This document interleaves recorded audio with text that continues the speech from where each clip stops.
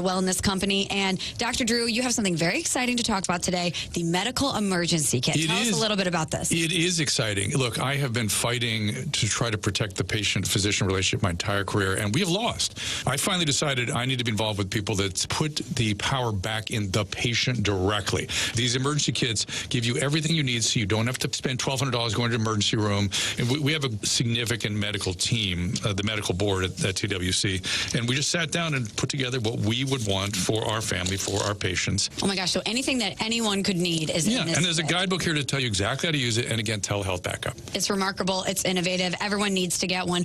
UrgentCareKit.com/sports, promo code sports to get $50 off your kit. That's UrgentCareKit.com/sports, promo code sports. Prescription required. Always consult your doctor to determine if this product is right for you.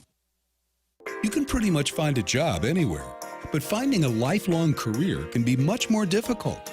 You like working with your hands? Working in different environments? Having options for different kinds of work within your career? Then the Construction Craft Laborers Union of Missouri may be for you. Don't just settle for a job. Build a career. Build a future. Build a legacy. Go to buildunion.com for more information. That's buildunion.com.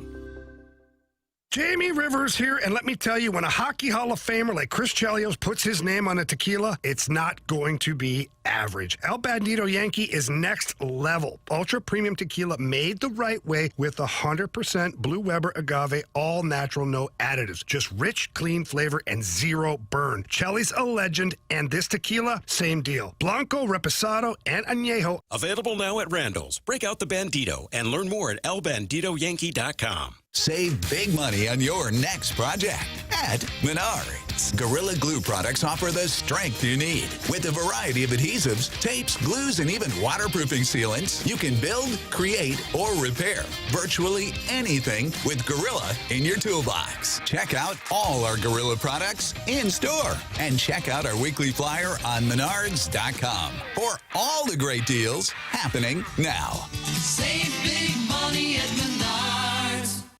Hi, I'm Emily, your friend and jeweler at Shane Company, where a small box with a burgundy bow will help you win the holidays. As an in-house designer, I love creating meaningful, fine jewelry gifts. Choose a necklace with a gorgeous infinity charm to symbolize your everlasting love. Or go for a personalized piece with an engraving, their zodiac sign, favorite color gemstone, or their initial accented with pave diamonds. Because a friend wants you to be a holiday hero. Stop by or shop now at shaneco.com. Shane Company, your friend and jeweler. Are we waiting on your little pill to hit home base? No, I got a chewable. It works faster. Oh, so we can get naughtier sooner? And longer. Victory Men's Health has launched VictoryRx.com. Get prescribed our #1 ED medication. It has the combined power of Cialis and Viagra in a chewable tablet and better absorption. It's easy. Get a consultation on VictoryRx.com and your ED chewable. VictoryRx.com, where men's sexual health matters. All right, St. Louis, you know what time it is. Game time. And time to stop by your neighborhood Rocket convenience store. Whether you're heading to the rink and need some gas to get there, or just catching the action with friends at home, make a quick stop at your local Rocket.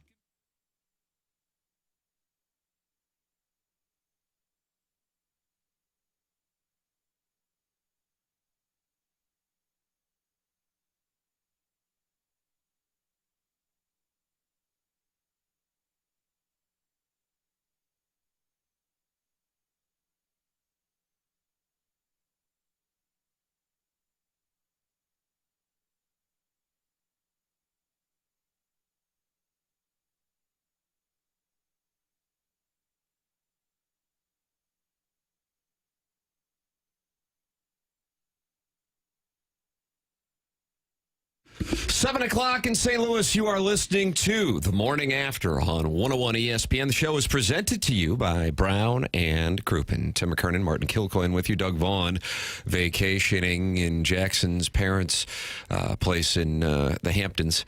And Jackson, I know that it was fun for your family to host Greg Vaughn's wedding this Saturday. It is really special. To share the wealth, that's something that I know you believe in, and so to be able to actually execute it, that had to be wonderful. Yeah, it's really nice, and just to share in that love, that union, that matrimony is really, really special. And what's even more special is when the invoice gets sent over. Wow. Well, heartfelt. No, I mean, it's like that was a beautiful tribute. But those what? centerpieces aren't cheap, you know? It's a lot. They don't pay for themselves? Yeah, the band. There's a lot of stuff. But it's a very casual invoice, you know? It just kind of gets slipped in your back pocket. And we'll take payment, you know, up to a month. Oh, you do layaway on these? Well, yeah, a month. You get a month grace period, and then a guy named Rocco comes and pays a visit. Wow. Sounds offensive. That is offensive. Way to and start I would out the imagine week. my wife is immediately going to be texting in, and I look forward to your Twitter apology. Sorry for employing people, you know. Sorry for stimulating the job market. Hate to do it. Struck me as anti-Italian American. Did you see it as such? And would you like Jackson to apologize? Text in 314-399-9646. Air Comfort Service text inbox. As the husband of an Italian American, I personally would like to condemn it officially and would like to see a Twitter apology at some point within the next 30 seconds. You can want that. I refuse to apologize. Again, for stimulating the job market, you know, for creating jobs. I'm a job creator. Jackson's a job creator. Chairman Kurt is manning the Callinger and Thompson phone lines fresh off of his vacation, which was also at Jackson's parents' place. Yeah, just wait for that invoice. In the Hamptons. Yep. You can call in and talk it over at 314-974-0101. Callier and Thompson phone lines, and talk it over with other friends who have gathered in the Michelob Ultra YouTube chat. Jackson, they were waiting for you this morning. I hate to tell you that. I figured as such. Let's see. What excuse will aggrieved Mizzou fans have today? It was all the refs. That's from Doug's Lil River Birch in the Michelob Ultra YouTube chat. I want to make sure that we've got, Martin, you love logistics. You love sharing with the audience the behind the scenes of the program. A couple of things. I'll let you speak to the Two-Fox situation with the vehicle. But I want to clarify this on the front end with papers. I was in a group text with Jackson on Friday evening while Missouri was battling SEMO. Yeah. And in the group text, you said you went to Columbia for the basketball game, but you were leaving Columbia to get back to St. Louis for the football game. I couldn't tell if you were just running a bluff there, and no. I didn't care enough to engage. What was the truth? That is accurate. That you drove down for the basketball game against SEMO, and then the game against number 3 Texas A&M, that wasn't going to do it for you. Turned rear right back to St. Louis. Maybe you knew what was coming. No, that wasn't the case. The hoop rock was a struggle. Yeah, good to be close enough to be close. Well, it was good seats, man. It was good seats. You were one of those guys who kicked out the Antlers? No, I wish. No! Now he's going after the Italians and the Antlers in the first 5 minutes of the show. I'll apologize to the Italians. I won't apologize to the Antlers. Oh, boy. Unless there's an Italian antler, then I'll apologize to them. All right, furthering Tim's confusion as to wouldn't you kind of want to go to the old ball game on Saturday, I got a hold of some tickets Saturday, and I thought, I wonder if Papers wants it. He could have them. And he said, I already had plans. That's fine. So he did. The true son did have a chance. You texted me, and I was in Bachelor, Missouri. I was on 70 eastbound back to St. Louis when you texted me. Oh, so you spent Friday night in Columbia, and then you came back Saturday. Okay. Correct. So as I'm texting you, you want to go to the football game. You were en route home from said Columbia. Yep. Wow. So all the traffic's heading westbound, you're heading eastbound. Oh, I was great. Yeah, I was cooking. You're a true son heading away from the first time Missouri as a ranked team in November hosts a top 10 opponent dating back to Michael Bishop and the Kansas State Wildcats, ranked number 2 in November of 1998. And you were heading the other way because you had to see the SEMO game. Maybe you could have just stayed at Mark's place and then stuck around for the VMI game yesterday. I stayed at Mark's place Friday night. He just got a new crib. Really nice. Nice. Mark must be running a hell of a business down there. So I wanted to go see his new house, watch the Tiger game, and then I had plans Saturday to watch with some friends here in St. Louis, and I wasn't going to flake on that, so I turned rear and went back home. And at the time, didn't have tickets. So. What's wrong with the Antlers, huh? That's from Nikolai from St. Chuck. He would like you to... A little much. Thought it when I was a student. I think this is something I think this is a putt you're going to want back. I'm just telling you. It's fine. I've had this take for a long time. Who are you more anti, the Antlers or Mizzou nationalist accounts on Mizzou Twitter? nationalist accounts on Twitter. Okay, it's not that deteriorating the social fiber. It's not that you're actually wrong. It's just easier to avoid. I think it's what Tim is saying. I think it's just easier to avoid. It's apparently, I've become aware of this. Cycling? Yes! Bicycling? Oh, my God. You just can't. That was so impressive. Tantric mind meld. Tantric mind meld, indeed. See, that's the Irish community working together right there. We don't knock on doors. We just mind meld over important topics. Right. That's exactly right. They're very passionate. You understand it. They're right there with the soccer community. You understand it. You just go, okay, they're there. You know they're there. Why poke the beehive? Let's trudge on. I can coexist happily. But you went after them. You went after the Italians. That's your own thing. I never said Antlers first. When they get brought up, I'll share my thoughts, but I'll never just take a stray. I'll never just fire a bullet when not provoked. And I don't think there's a passionate movement, much like Big Bike is with the Antlers. I'm just saying it's just almost easier just to let it go. But I know what you're saying. All right. Well, they're ready for the Antlers. They're on alert now. I don't know what they could be mad at me for. Can you find a bigger Missouri basketball fan? I just don't have to do all the... I'm just going to, like Martin Did you talk to Coach Gates? Did you tell Coach Gates, I'm here reporting for duty? I was pretty close, right behind the bench. Yeah, it was good seats. You NIL funded now? No, I wish. I bet you do. I will. I sit right in front of that student section where everyone was bitching and moaning about those seats. That's where I want to sit. It goes back to that again. You can call in with your complaints. If you're an Italian-American, we'll move you to the front of the line. If you're an Antler, we'll move you to the front of the line as our attempt to mitigate the disaster created by Jackson Burkett here in the early going of TMA. 314-974-0101. You have the Air Comfort Service text inbox, 314-399-9646. The Michelob Ultra YouTube chat, active as the day is long in the early going. 314-399-9646. Text in or open up the YouTube app, type in TMA-STL and subscribe to the channel, and you can join in with Chaim Bloom's spreadsheet, TMA Remote Lamp, John Scores, Donna Mallett's Hip Hungers, Nipper School Monitor, Lex Luthor, and I'm Dr. Red Duke, a tribute to Doug Vaughn, who is vacationing today after his son's wedding at Jackson's parents' place at the Hamptons, and he will return via private flight. I guess that's something you guys now roll in to the deal from Teterboro. I believe they're flying in from Teterboro today. Yep. And it makes it just about an 85-minute flight when you get to fly private from Teterboro into Spirit. So that's what the Vaughn family is doing this morning. Martin, usually Doug handles the Sadie Hawkins. We have reasons for anger from all corners of St. Louis sports today.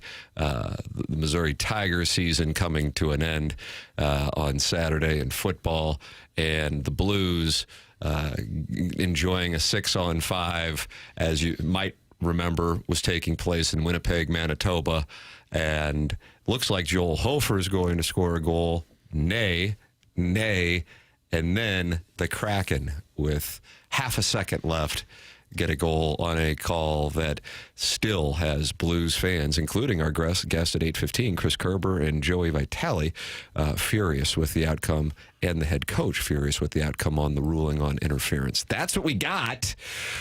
Gabe DeArmond at 9 o'clock. What do you got as the lead? I think the biggest story of the weekend is Eli Drinkwitz, before anyone could say anything, said, I got to do a better job coaching, which sounds like a throwaway line. But then he further deep dived into what happened in the late first half possession that led to the fumble, what they could or should have done, and what happened on the fake punt. He was pretty specific about it. And there was... So he offered that up on his own. He said, I got to do a better job coaching. We got to take care of our quarterback, something along those lines. And then it was a follow-up. I don't know if it was Gabe, but who said, when you say I could have done a better job, what do you specifically? And then he went through that late first half possession and explained how Texas A&M had 3 timeouts.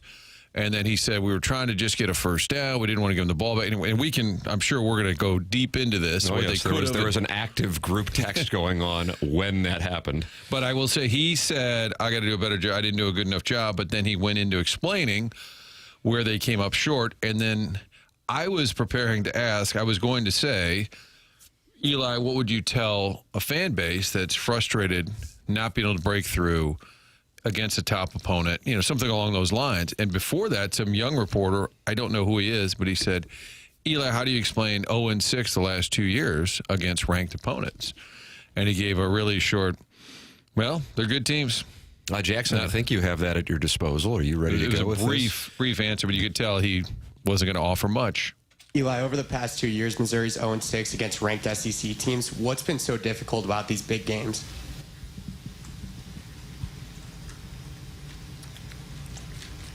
Yeah, they're good teams. They're good teams. And I don't do a good enough job coaching. And that is after. Now, that's later in the sequence where he talked about, I didn't do a good job, and then he broke down the punt, and he broke down the late first half possession. There was a young reporter. Good for him for asking it. I think I would have said. I agree. I tipped my cap. No, I'm glad he asked it. I was operating in the premise, and I was texting Martin 10:15 on Saturday night. I assumed that you were the one asking some of these questions that oftentimes may not get asked. And by the way, this isn't like holding people accountable. The media is in this town soft thing. When you're 21 years old and you're starting out and you got a guy who's making $9-10 million a year and he kind of runs the town, I understand the program. As I've noted before, Norm Stewart made me wet myself in 1998. So I recognize the dynamic. But it was a younger reporter who asked that question. Yeah, the only thing I would say is if you phrase it just a tick differently, maybe you elicit a better answer. What's so difficult? The coach, he's probably thinking, well, what do you think so difficult? Bama's pretty damn good. Georgia, LSU, Texas A&M, they're all good. They're all good. I think it's okay to phrase it, what's your level of frustration and the fans' frustration that you don't win these big games. The other thing I would say about those who absolutely love Eli Drinkwitz, and he's done a great job creating momentum for the program, I think there is a camp who's saying, well, Jesus, it's Texas A&M. They're third ranked. We got a freshman quarterback. What were you expecting? I don't think this game alone is what was being judged. It was the finality of the three. You had three opportunities, Alabama, Vanderbilt, Texas A&M. It just so happened you didn't get it done in the first two, so it came down to this one last chance to break through, stay alive in the playoff race, and win a signature game. So you can't just throw it away and say, well, A&M was favored. You had a freshman quarterback. Geez, what did you expect? I don't think that's what this is about. It's the culmination, really, of 2 years now, which is what that young reporter, I think, was pointing out, even if it didn't elicit the answer maybe folks wanted to hear. I could not agree more with you, and if I didn't, I would absolutely, because I actually got in I don't know if I would call it disagreement, but I think when as I said, I rarely get involved in texting when something, because I'm usually watching, number one, but I also know in the case of you're down there covering the game, I'm down there with my wife and two kids. So you guys on the way in? That's right. What are the odds of 50,000? The first person I saw. Especially it's tough to see me, I'm like a garden gnome. You got to spot me. I thought it was embarrassing. Your wife was carrying you into the game. If I had a nickel for every time I thought Tim was a garden gnome. That was part of the prenup. Yeah. You have to carry me. You have to carry me, and I will pursue threesomes until I'm in the ground. That's in the prenup. You can read it. I have counsel available. Tim's walking with his two kids, and I believe we had some issues. The 2-5, we get into that. I'm sure we had a car accident on the way. To get a lot of meat on the bone, Jackson. That's why you attacking the Italians screwed everything up. We could be the target of some venom as well, folks who were headed that way. But I had a rough day, and so then I said to Tim, oh, F this, F or something. And I said, oh, sorry, kids. Yeah. And I believe your wife said they've heard worse. Absolutely. They're listeners of the QFTA podcast. Mm-hmm. And so they're well versed in the F word. We got a lot of meat on the bone here. From my standpoint, there was a moment in that game which led me texting a group chat of my compadres from the University of Missouri Journalism School, which includes the Colonel. Colonel wasn't happy with my text. I will detail that, which also was the same text I exchanged with the TMA group chat. And I'm sitting there thinking, like a half hour later, I'm like, oh, F this. Doug's about to, have his son get married, and I'm sitting here texting about Missouri football. No, your priorities are right. They got that, got all kinds of sound. Of course, the Blues thing to finish off the evening was an absolute debacle as well. Chris Kerber, 8:15. Gabe DeArmond, 9 o'clock, brought to you by James Carlton of the Carlton State Farm Insurance Agency. And then, Martin, if you thought my field goal kicker in the SEC spreadsheet 2 weeks ago was pathetic, I think I might have superseded that yesterday afternoon with what I spent my time doing.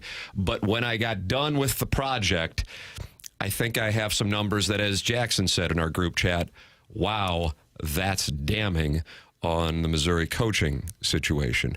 And I believe it's only been posted. I posted it on the TMA fan page. I don't know if it's been copied and pasted elsewhere. I mean, it's just numbers. It's not an opinion. So that is about to be shared here on this program. It's the exact definition of a deep dive. It's also why kids sometimes are lonely on Sundays, because Daddy did a deep dive. My mother-in-law wanted to spend time with the boys. Oh, okay. The house was all quiet. And I go, you know what?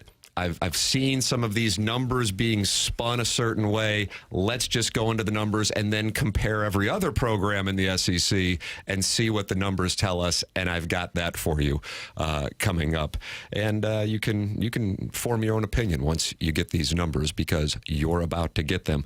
The program presented to you by Brown & Crouppen. Online at brownandcrouppen.com or by calling 314-222-2222. That's brownandcrouppen.com. Terry Crouppen, Andy Crouppen, and Ed Herman. One of them is in every Tuesday, and they're able to come in studio here on The Morning After because they are local. And if you're in a spot where you need a personal injury attorney, wouldn't you want somebody who is local? Brown & Crouppen is local through and through. Building new offices on the Hill just a couple of years ago. Founded in St. Louis in 1979. And they know the community and the legal environment. If you think you may need Brown & Crouppen services, call 314-222-2222 or go to brownandcrouppen.com. Make sure you let them know you heard about them on TMA. Remember, the choice of an attorney is an important decision and should not be based solely on advertisements. The program's The Morning After. It's presented to you by Brown & Crouppen on 101 ESPN and the TMA STL YouTube channel.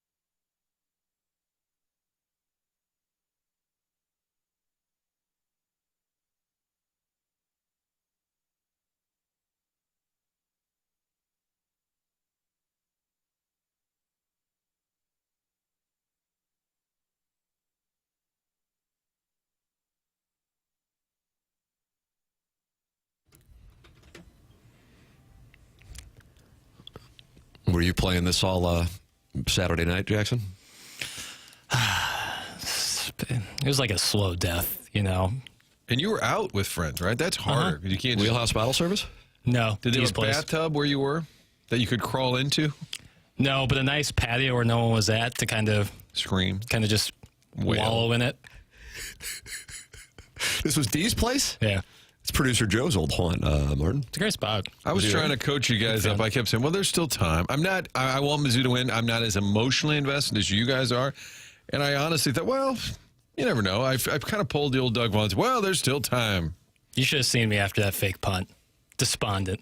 That was the biggest backbreaker I've seen in a long time. I'm going to respectfully disagree with you because I want to lay out something that I do not feel like is getting near enough attention, but at the same time, with our industry shrinking like a grandparent, there are only so many outlets at this point, and so there aren't many places that you're going to get coverage in 2025. It's just the nature of the beast.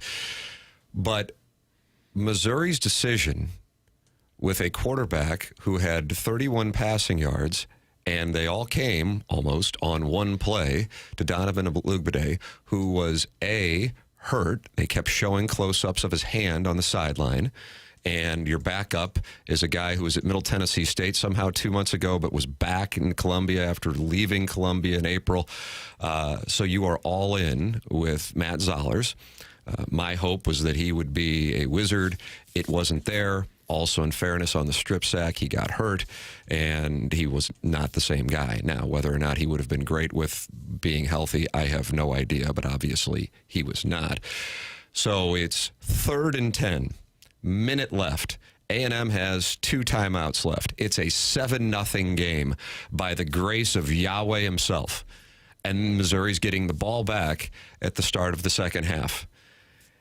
And I'm in the stands. I'm going, okay. Sitting there with my family going, all right, this is going to be like the Alabama game. Missouri should be losing by more, but here they are. They're going to be down 7 going into the half. Okay, who knows? And unlike the Alabama game where Alabama got the ball first, it's just that Ty Simpson fumbled on the first play from scrimmage. Missouri was getting the ball back. So you go into the half down 7-0. And it's not like A&M was some impressive machine. They were just kind of doing it with dink and dunk, which I don't know why Missouri wasn't doing, but nonetheless, that's what they were able to do. Not having Le'Veon Moss was certainly impacting A&M's offense, and Missouri's defense is actually an elite defense. So it's 7-0. On 3rd and 10, you're 58 yards away from the end zone with a quarterback who, A, is hurt, and B, has 31 yards passing through the first 29 minutes of the ball game. You run the ball, not because got to run the ball more. You run the ball to make A&M use a timeout. They'll have 1 timeout left and have about 40 seconds to try to traverse, most likely about 45 yards at best, for Randy Bond to go out there and have a field goal attempt. An A&M offense that hadn't been doing much against a Missouri defense with 1 timeout and 40 seconds. And instead, something that it was the moment in the football game. I don't think that that's really disputed. Missouri, Eli Drinkwitz, you see this Kirby Moore thing where it's all his fault. Well, he has a boss, just like John Mozeliak has a boss. He decides to throw the ball with a guy who, A, is hurt, if you want to focus on the true freshman thing, B, a true freshman, and C, with an offense that hasn't moved the ball through the air anyway, and D, with a kicker who either has been replaced or, if you're going to go with a guy who hasn't kicked before, hadn't kicked a ball for Missouri yet. That's the business model. There's one thing if you're out-talented. That's fine. That's part of the deal. It's another thing if you conduct a kamikaze mission, and that's what Missouri did. They dropped back Zollers. Texas A&M on a slow-developing play. In addition, Texas A&M gets to him. He fumbles. They run it back for a near touchdown.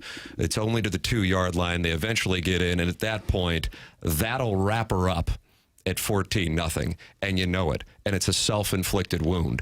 I could not believe that they chose to do that. That's not about A&M's talent. That's not about Missouri's talent. That's a coaching decision. And how that goes on is beyond me. To encapsulate it against the Alabama game, what were we talking about following the Alabama game?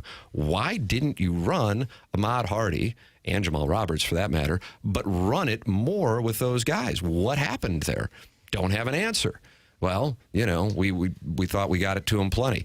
Okay? And then when you go back, you see plenty of, and I rewatched that game, plenty of opportunities where they could have run it more. Against Vanderbilt, what were the issues? What the hell was Missouri doing on the goal line with the goofball plays at the goal line against Vanderbilt in a game that they really actually should have won?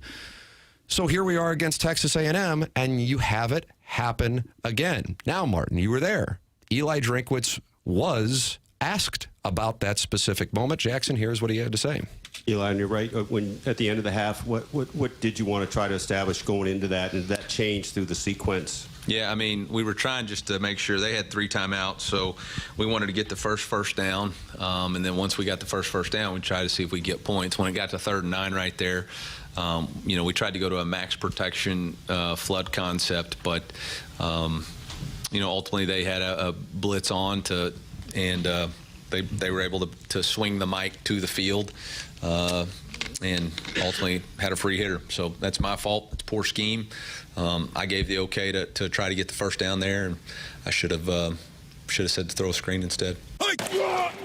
And Vahe Gregorian asked the question, and then in his column he said, in a strategy that was somewhere between conflicted and curious, which was a great way to sum up, because clearly when they were pinned deep, when they got the ball at the 17, they were just going to run it and just try and burn timeouts on A&M just the best you can, choose some clock.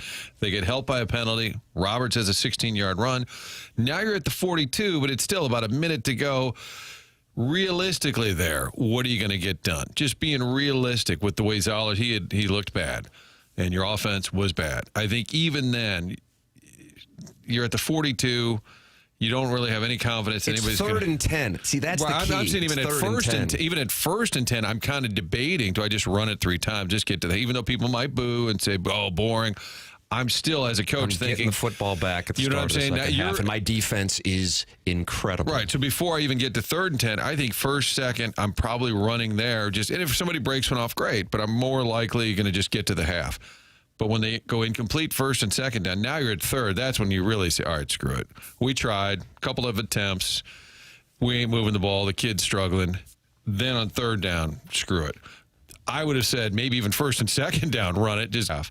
Because the quarterback is hurt. I mean, that was something that was aware, for the coaching staff. It was aware for the viewers. They kept showing his hand. It was red. He had gotten hurt on the strip sack, but they're going to keep him in there because you don't have an alternative at that point. In addition, you don't have a reliable field goal kicker, so it wasn't like you get 25 yards and you've got a field goal kicker. You don't have what A&M has. I think Randy Bond's a grad student at this point, and he can kick it. So what in the hell was the logic? And that frustrates the hell out of me. Now, I would imagine that there are people going, it didn't matter. They lost 38-17. And I understand that thought process. I'm not going to dismiss it out of hand. But games take on a script based on the outcome of the previous plays. And Missouri had to go balls to the wall in the second half defensively, and that's where A&M got them when they went 0 blitz on one of the touchdowns, and to Mike Elko's credit, when he sensed the momentum was going the other way, the fake punt.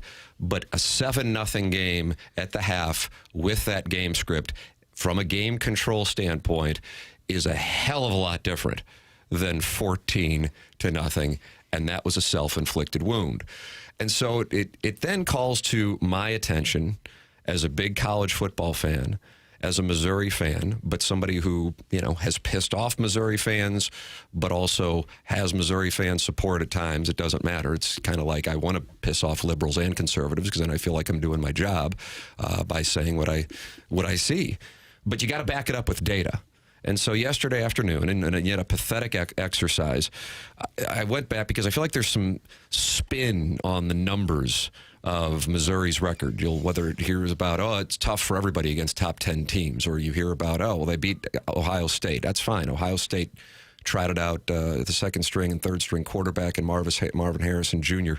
didn't play in that bowl game. And if you think, as Charlie Marlowe, an Ohio State fan, said when he was in studio with us on Friday, that Ohio State was treating that with the same intensity that they were the Michigan game a month earlier, then you're welcome to that feeling. But here is actual data. This is not opinion. This is SEC schools records from 2020, Eli Drinkwitz's first year, through 2025, their record against teams with winning conference records. So that would mean finishing 5-3 or better. The best, Alabama, 14-4. They've won 78% of their games. That is through today, so including 2025 teams with a winning record in the SEC. Then Georgia, 11-7. Texas A&M, 6-8. Ole Miss, 4-10, 29% winning percentage. LSU, 5-16. South Carolina, 4-15. Tennessee, 4-16. Florida, 4-17. Auburn, 2-18.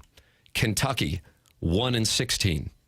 Arkansas, 1-21. Vanderbilt, 1-18.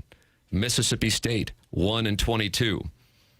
The University of Missouri, 0-15. It's a fact. If you want to say, well, he started to turn things around in 2023, no problem. Let's look at 2023 through 2025. Alabama, 9-1. Georgia, 6-4. Texas, when they entered 2 years ago, 3-2. Ole Miss, 4-4. A&M, 2-5 for a 40% winning percentage. LSU, 3-8 for a 27% winning percentage. Florida for a 25% winning percentage. South Carolina, 2-9. Tennessee, 1-7. Oklahoma, 1-6. Auburn, 1-10. Kentucky, 1-10. Vanderbilt, 1-10. Arkansas, 1-11. Missouri, 0-8. Mississippi State, 0-12. There are only 2 coaches in the SEC since 2020 who have coached full seasons as full-time employees at their universities who are over against conference teams that finish with a winning record. One is Jeff Lebby at Mississippi State. He is 0-9. The other is Eli Drinkwitz, who is 0-15. For the record, the best winning percentage from 2020 through 2025 is Kalen DeBoer, who is 6-1. Next is Nick Saban, 73%. Kirby Smart, 61%. There is the information. Damning, as Papers said on the group text. And I think that's the issue for Mizzou fans. It's not just this game. So people who say, oh, it's a freshman quarterback, it's A&M. It's an indictment overall that they just haven't gotten over the hump. And Drinkwitz recruits well, he fundraises well, but there have been in-game moments. The K-State game, if Mevis doesn't kick that 60-whatever-yarder it was, which was a turning point for this program, there was a delay game right before that. Like, what are we doing? Too many men on the field. And I think there are coaching instances, game day, that you can point to, and this is going on for several years now. In spite of the momentum, in spite of the excitement, the game day atmosphere, it's great. People are excited, they go, but at some point you got to win the big game. And in those games, would they have won if they'd gotten to halftime down 7-zip? I don't know, but your job there is to give them the best chance possible to maybe, who knows, with the freshman quarterback, who knows, maybe you stun the world. I didn't understand. They just had Zollers just chucking it deep, and maybe that's his strength, but why not go over the middle every once in a while? Why don't they One time. And it was Kevin Coleman over the middle in the second half, and I guess he heard footsteps. I don't know, but that was it. One time. I thought game plan-wise, and we've all watched a lot of football, we haven't stood in the pocket, but I think help the kid a little bit, get him into some kind of rrhythm, which they never did. Now, he was off. His passes were off in the first half. But he was throwing the ball 100 miles an hour on short passes. He was very excited, you could tell. But maybe some easy, safe stuff over the middle. It looked like A&M just lived in the middle of the Tigers' defense. That I didn't understand. But the overall indictment is, yeah, you're 1-10 against the top 10. Okay, it's hard. Your numbers, you're going to break through and win one of those. You're supposed to. So all of the wins, in fact, one of their top 25 wins, I looked at some of this. I didn't do quite the deep dive. Do you remember the Boston College win? Yes. Was a ranked win yes. at the time. So I think it's true. And I think Eli Drinkwitz, when a lot of coaches say, oh, that's on me, they don't really mean it's just kind of hollow. I think he took that one hard. I think he was sincere when he was saying, like, he kind of knew we just didn't get it. Season's over. Third straight year where there was at least hope that you might be in the mix for something bigger, and third straight year that you didn't get it done. That's what it's a big picture resolution Saturday as opposed to just that game. Your thoughts on the topic are welcome at 314-399-9646. Air Comfort Service text inbox. That is how you can text in to the program. And you can also talk it over with other TMA listeners at youtube.com/TMASTL. And youtube.com/TMASTL is where you can talk it over in the Michelob Ultra YouTube chat. Michelob Ultra, 95 calories, 2.6 grams of carbohydrates. Long-time sponsor here on The Morning After. It's only worth it if you enjoy it. And even though it is freezing today, it is going to be beautiful somehow in the 70s on Friday. So, Jackson, that'll lift your spirits, all right? It's going to be 70. You're going to be compressing the ball on Friday. That sounds great. All right. That sounds just lovely. It is Michelob Ultra, sponsor of the YouTube chat. Only worth it if you enjoy it. On the itinerary today, we will be joined by Chris Kerber. The Stiefel dossier has him at 8:15. Gabe DeArmond at 9 o'clock. The program's called TMA 101 ESPN.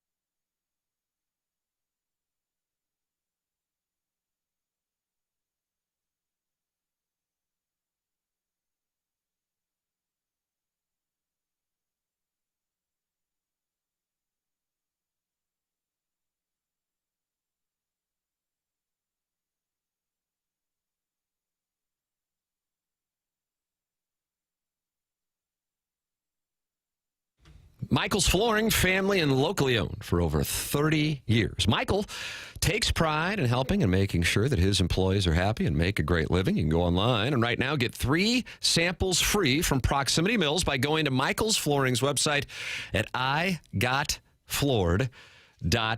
Michael's passion is flooring, and when you order from him, he wants you to have the best experience for the best price. That's why he's making sure he gets the best installers and giving them $7 a square yard, which is incredible compensation in the carpet installation industry. Just come in or talk to him, and you're going to see the difference. They want to make sure they suggest the best thing for you, not pushing what corporate's telling them they have too much of. There is a reason that Michael's has continued to grow through the 31 years. Employees love working for him as they feel like family, and he makes sure they're taken care of, and this then rubs off to the families buying the product as they know they have the best interests of the buyers. They have it all, but carpet is awesome, and it's back. They have so many varieties of all flooring, and they have 3 easy-to-get-to locations in St. Louis. They're in Creve Coeur, Darden Prairie, and St. Peter's. Come see why people are loving it in Floored by Michael, and make sure you visit igotfloored.com.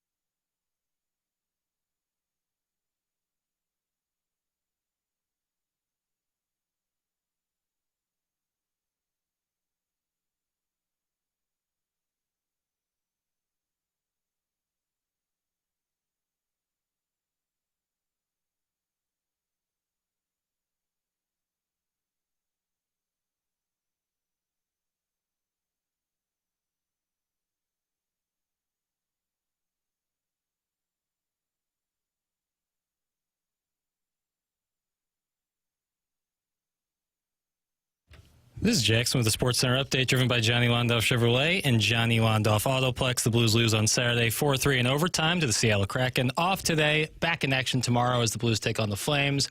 Pre-game at 6 p.m., puck drop at 7 p.m. right here on 101 ESPN. That was another Sports Center update, driven by Johnny Londoff Chevrolet and Johnny Londoff Autoplex. See them at Londoff.com. Chevy, together we drive. Are you kidding me?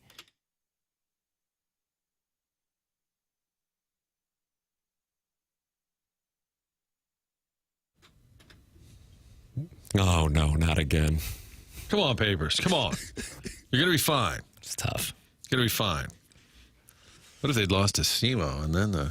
yeah, how would you be handling that? Well. We love the Red Hawks, formerly the Indians. But they won. SEMO, I know. Yeah. But I'm saying, what would that have been like?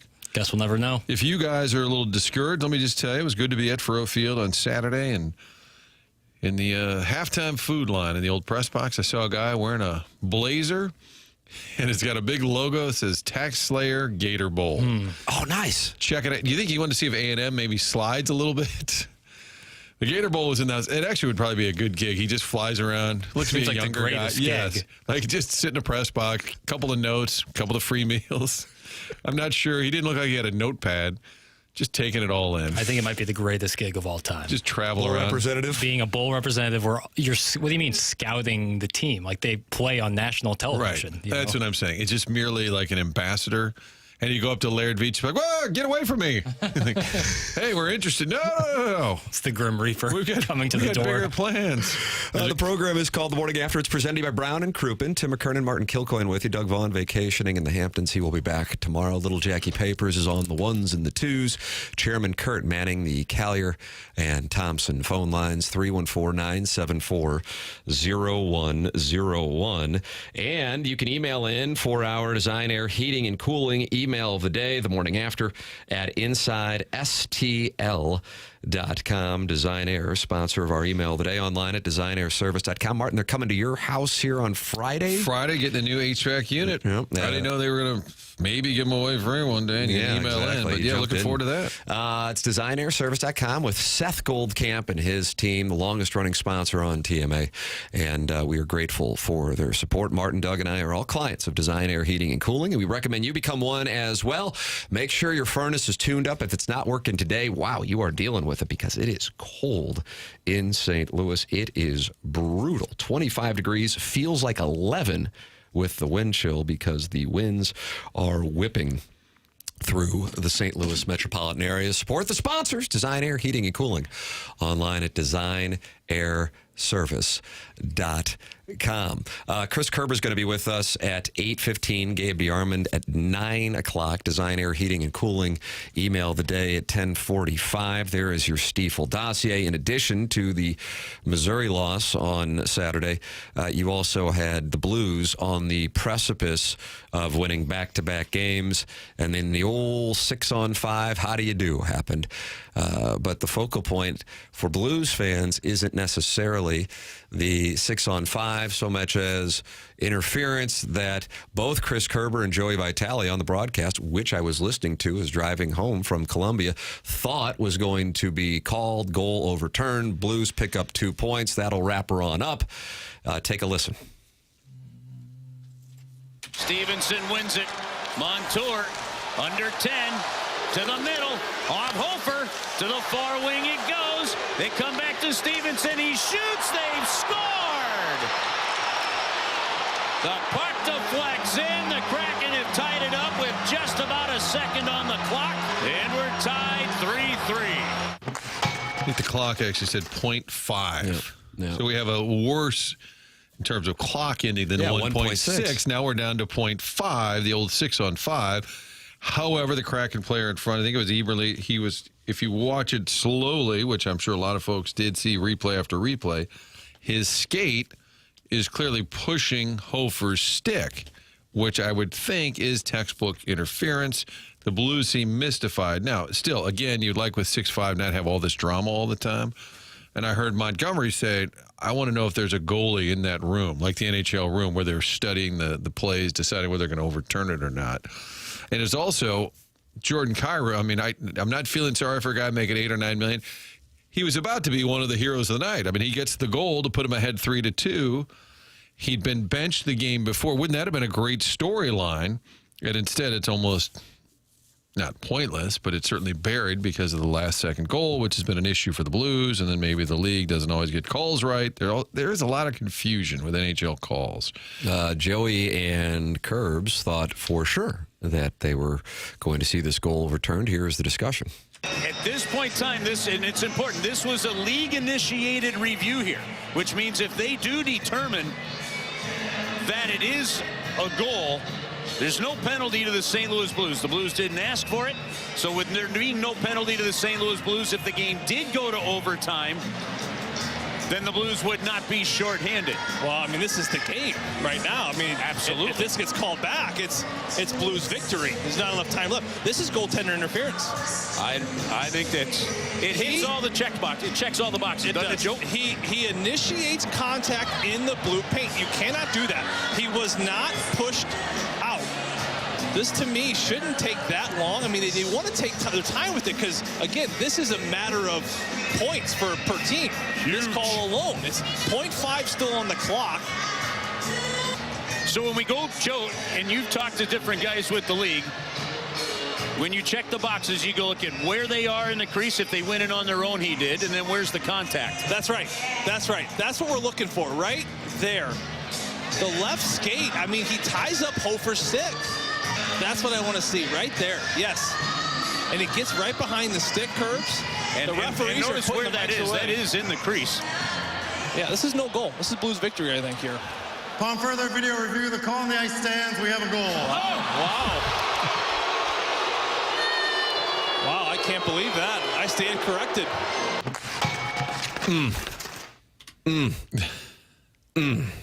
Brutal. Jim Montgomery Martin, not happy. Take a listen to the Blues head coach.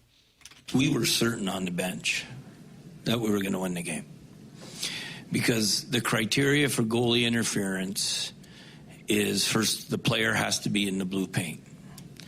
Then he has to impede the goalie from playing his position.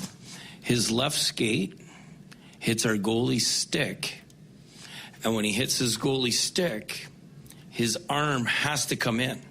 He cannot use his blocker because of Eberle's foot hitting his stick and turning his arm in. The puck goes in on the blocker side. So we understand we'll get a ruling from the league on it. But for us, it meets all the criteria for goalie interference. If it was not, if this was at 5-minute mark, we would have challenged it. That's how certain we were. There you go. Jim Montgomery, not a fan. Maybe we'll get an update or a ruling from the league. I know the NHL puts out on Twitter like the exact explanation, but I think he's looking for further explanation. They would have been celebrating a third win in 4 games. They would have had 3 out of 4 at that point. They have played better. They did go back to Hofer after getting the shutout in Buffalo. I like that. The coaches used to always do that. Even if the plan was, hey, it's Bennington's game Saturday, if you pitch a shutout, you play the next game. And that's what Montgomery did with Hofer, who has played better. Blues are in the middle of a 4-game homestand here. So, again, at some point, if you can get some wins stacked on top of each other, you could get a little momentum because you did have the great game Thursday in Buffalo. You're up 2-0 now. The 2-0. What, Doug? Doug's not here. What is it, Tim? He says it's a worst goal lead in hockey, Martin. 2-0. They did have a 2-0 lead and gave it back, but still, Cairo gets the goal, and all of a sudden, maybe he's going to be the hero Saturday night. So that was deflating, but they still have played better of late. I know that's a low bar right now. They are handling this so poorly. Remember the hand pass game? Chief told the guys, it's done. Can't do anything about it. Get over it. That's from the 314. Yes, that is accurate. And then the Blues came out in the ensuing Game 4 and put it on the Sharks. And to the point that they, I think they had a shell of a team by the time they came back to St. Louis for Game 6. In the Blues case, their response was to not have the puck on their sticks for a second in the overtime. Seattle had it the entirety of the overtime period before scoring, and Seattle goes from picking up no points and the Blues picking up 2 points to picking up 2 and the Blues picking up 1. I think the playoffs, it's different, where Berube's got, he knows the urgency of a series. You cannot wallow there. I think this is a little different. You're kind of shell-shocked and complain about it. Now, by the time they're on the ice today, play tomorrow, they're not going to still be talking about it, I don't think. Although today, Monty will probably get some questions. Hey, have you heard from the league? That sort of thing. But I think it's a little different. When you're in the middle of that playoff series, Berube knows we cannot get stuck on this because the game's over. We got to move on. Blues now through 16 games at 5-8-3, 13 points, which is last in the Central. And so now the team has to try to get that point that they lost on Saturday night back, in addition to another one playing the team that is actually beneath them, the only team that is beneath them in the NHL, the Calgary Flames, the team that they beat out for the postseason with the tiebreaker of wins in regulation. And when you lose, and yeah, you pick up a point, but you don't get that win in regulation, that further compounds the issues to the slow start to the season through 16 games. Tim McKernan, Martin Kilcoyne, Jackson Burkett, Chairman Kurt with you. The program is called TMA. It's 101 ESPN and the TMA STL YouTube channel.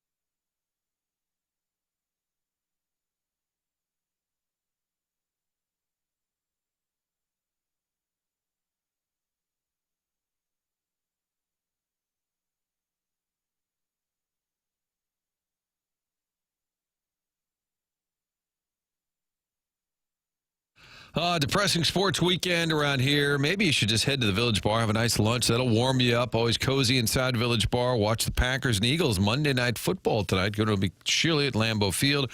Village Bar, just a great place to hang out. The games are always on. Order a cheeseburger. I get a chef salad. I know people don't believe it, but the fries are famous. The waffle salad and waffle fries. There's a very conflicted. What did Vaughn say about the Mizzou offense there? Is curious and conflicted.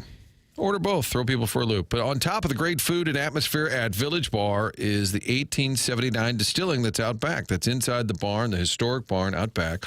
That is home to 1879 Distilling, where they're making the small batch premium liquors like Red Barn vodka. There are 6 different flavors of vodka.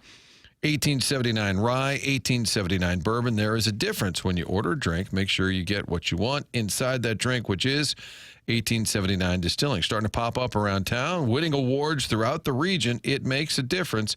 Taste it for yourself in your next stop at the Village Bar. It's 1879 Distilling, St. Louis, Missouri.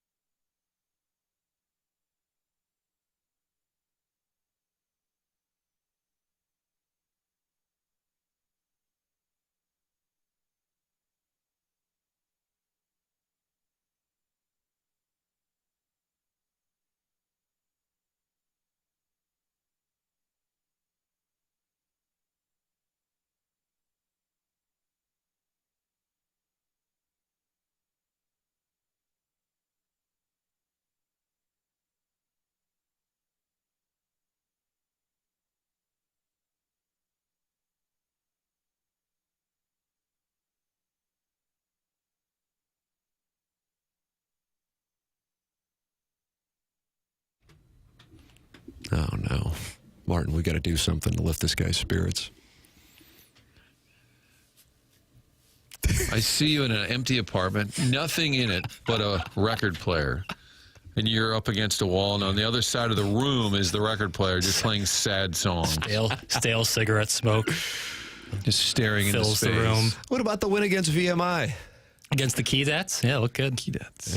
First ever meeting between VMI. Hope it's not the last. Amen. Freshman football coach, CBC, the great Pat Patton. Mr. Patton, they called him Colonel. Freshman football, he liked to drag us around, Tim, by our face mask. We would have been the lead story in 2025. Somebody said, why do you don't seem to really enjoy football? I said, well, I don't really like getting pulled around by my face mask. Kind of hurts your neck a little bit. Sure. The great Pat Patton. VMI grad. Oh, okay. I was wondering where the connection was there. I apologize. I apologize. No, he was a VM. He would always talk about Virginia military. But that's not like a service academy, right? They're not like. I'm not sure what the distinction is. Okay. Hey, Virgin! Yo. You don't have the right to be upset at Mizzou football, especially when you had the chance to be there. And yes, that was my reply to your pathetic ass attending SEMO basketball game and skipping a football game. I'm siloing you for your lack of loyalty. That's from the Warson Woods wacko who's furious that you drove to Columbia for the basketball game on Friday night and then drove home for the football game. It is an awkward spot where I'm at, where I do often have to think my weekend plans through to how will I explain this on the radio on Mondays, which is I don't think a lot of people have to deal with, but it's my cross to bear. Yeah, my approach has been I'm actually divorced 9 times and hang out at a wide variety of bars near Pizza Go-Go, and I just kind of make my rounds there. I enjoy Babes. I enjoy Musers. Mean, those are my haunts. Sure. And then I'll wash it down with a slice from Pizza Go-Go. And then I come on the air and go, I'm just a family guy with a wife and 2 kids. I haven't been married in 3 years. Yeah. I don't even know if I can get a woman pregnant. Hell, I can barely get erect. Yeah. So how in the hell? So my excuses, I just make up a family. Sure. That's what you need to do. Yeah, and these spreadsheets, they really throw people off the scent as well. This is what I do. Tim, all you need is a dog named Dixie. Right. Complete the lie. The cat, are you tickling me? So Saturday was a rough go for Mizzou fans. The old 2 Fox was rolling down early. We were trying to get there a little early. Lensman Jake was going to meet us later, so my colleague and I are rolling down, and we're on that 64 past Lake St. Louis, just about to the 70 exchange there. And I was the passenger, and I saw the red lights of the brake. And I could see it happening. Quick, stop. And my colleague was on the brakes, wasn't distracted, and just tried to stop fast enough. It did not. We plowed into the car in front of us. I had my seatbelt on. We both did. My head hit like the visor in front of me, but nothing, no scratches. I still said, I'm fine. People are like, you might have whiplash and you don't know it. But it was, terribly sad for the people in front of us because there was damage to their car. They had a new car. The woman in front of them got out. She was very polite. She said, I'm sorry. I had to stop. It was quick, but she didn't get hit. All of it upsetting for everyone involved. And all I could think of was, oh, God, we're the cause of the traffic jam. And then Tim sends me a text. And then other people I know are like, is that you in there? I'm like, I just sat in the passenger seat waiting till it was all sorted out. It was quite the delay. And as I texted you, somebody took a picture on one of the police scanner website sites. And I said to you, you never want to be the news. And we were definitely, so if you got stuck in traffic, my colleague did the best he could, and it was a mess. And then later, I'm getting a ride with the state trooper. They take us up to the Quick Trip to get off the highway. And I'm carrying all my stuff. I'm standing on the side of the highway. Not that I'm recognizable or anything, but I thought all I need is one person to snipe a shot at me getting into the trooper's vehicle. And he said, you want me to put the cuffs on? This guy had a good sense of humor. He actually went to high school and he was friends with TJ Moe. But he gives me a ride up to and he's over the accident. He said it's a dangerous stretch. We see it all the time. I'm still kind of stewing that it happened. And God bless me, he goes, what do you think today? Can Mizzou get it done? So we able to switch into game mode. But frustrating day. And then I saw Tim walking into the game, and I was like, oh, F, this day. So luckily, nobody was injured. That's the number one thing. But it's a mess out there. It really is. Yes, 64 and 70, that interchange that many people take, probably plenty do daily for their commutes, and then certainly even more when Missouri has a football game or, of course, a Friday night basketball game against SEMO. And it's traffic anyway. So when we hit it, I'm just kind of like, all right, this is the deal. No big deal. We're making good time. And then we see that there's actually an accident. I'm going, holy crap. And then I see it's a 2-Fox vehicle. And I said to my wife, my made-up wife, I said, I think that could be Martin. I didn't see you. I'm just thinking, what are the chances? Because I knew you were going to the game. And she goes, maybe we should turn around and help him out. I said, no. Come on, keep your eye on the ball. Jesus, woman. We got to get down there. We got a game to get to. We got to get down there to go to. I'm in a neck brace on the set. Tim's like, hey, well, I'll see you Monday. It's fine. Jackson and I will just reconvene balloon party for 4 hours. We know Doug's at Jackson's parents' place. It'll be fine. So Anna Marie was actually the one, because I'm driving, texting you to see if there was something that we could do, and you said, no, it's fine. And then we're walking into Faroe Field. I don't know, how'd you teleport down there to get there at the same time we did when you were on the side of the road in an accident? So nephew Brendan took the tickets, and I was offering papers, and so I was trying to, this friend of mine says, I got 4 if you want them. I wasn't asking anybody for tickets. So on Saturday, the great Robert Griggs, big Mizzou backer, we become friends, and I said, hey, I'll swing by and say hi. And he said, hey, I'm not going. I'm out of town. You want the tickets? So I thought, to be fair, because Brendan, my nephew, goes to all these Mizzou games. I'm like, he's the kid. He'll pack up and go. I'm like, if you're married with kids, you're probably not last second. This is at 10:30.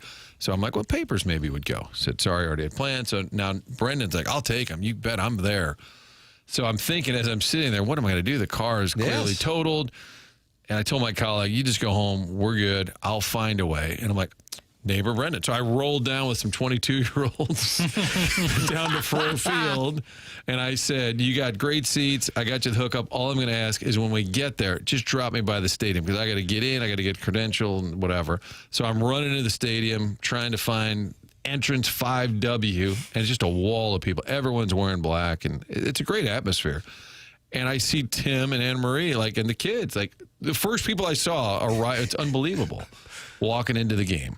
So a rough start to the day, and then it got worse. So, and then as we're exiting, and this is what St. Louis has been dealing with, it just headed west.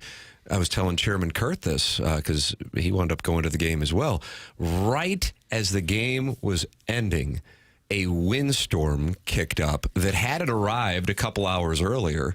I'm not saying it would have been good for one team and bad for another, but it would have materially altered the game. It was unbelievable. And if you're in the St. Louis area, which I know the vast majority of people listening are, you've experienced it. But that's what came through Columbia right as the game was ending. And my 3-year-old, who lives with this Missouri hat on and has for the last 4 weeks, ever since going to his first game against Roll Tide, the wind blew the hat off. It's flying towards South Columbia. And we were able to track it down otherwise because we had to walk basically to Jesse Hall. Ooh. Yeah, with a 3-year-old and whipping winds and an 8-year-old and my wife. And I just sat there and waited outside the stadium while she got the car and carried the kids. I mean, what am I going to do? You sat there. I'm a radio star. I said, you get the car, woman. And I went to private school. So that's the way I was raised, and I hope you can take some lessons from that as well. Chris Kerber is going to give us his thoughts on the debacle on Saturday night. 314-399-9646 is how you can text in on the program. It's the Air Comfort Service text inbox. Then you can talk it over with other TMA listeners in the Michelob Ultra YouTube chat, youtube.com/TMASTL. 253 friends have already gathered in there, and you're welcome to call in and talk it over with Chairman Kurt. 314-974 844-401-01. Chris Kerber on the Stiefel dossier next. Gabe DeArmond joining us at 9 o'clock, presented to you by James Carlton. And if you miss anything, go back and podcast like the Dickens via Jason Gassrow and Schaefer Door Company's podcast app. Schaefer Door, a longtime TMA sponsor, and Jason Gassrow, a longtime TMA listener. Grateful for his support. We ask you support the sponsors. When the weather cools down, that's when garage doors can break, and that's when you can work with Schaefer Door Company. SCHAEFER door.com. Call or text a number they set up specifically for TMA listeners, 636-782-3608. If your garage door broke over the weekend, they set aside times on Monday mornings to fix the doors that break over the weekend, so you are in luck. They will be out there very quickly. 636-782-3608, or go online at schaeferdoor.com, SCHAEFER door.com. They service commercial doors as well, so if you run a business or warehouse with big, tall doors, Schaefer is experienced in these types of jobs as well. Go to schaeferdoor.com or call or text 636-782-3608. Schaefer Door, a CHI overhead door dealer. The program is called The Morning After. It's presented by Brown and Crouppen on 101 ESPN and the TMA STL YouTube channel.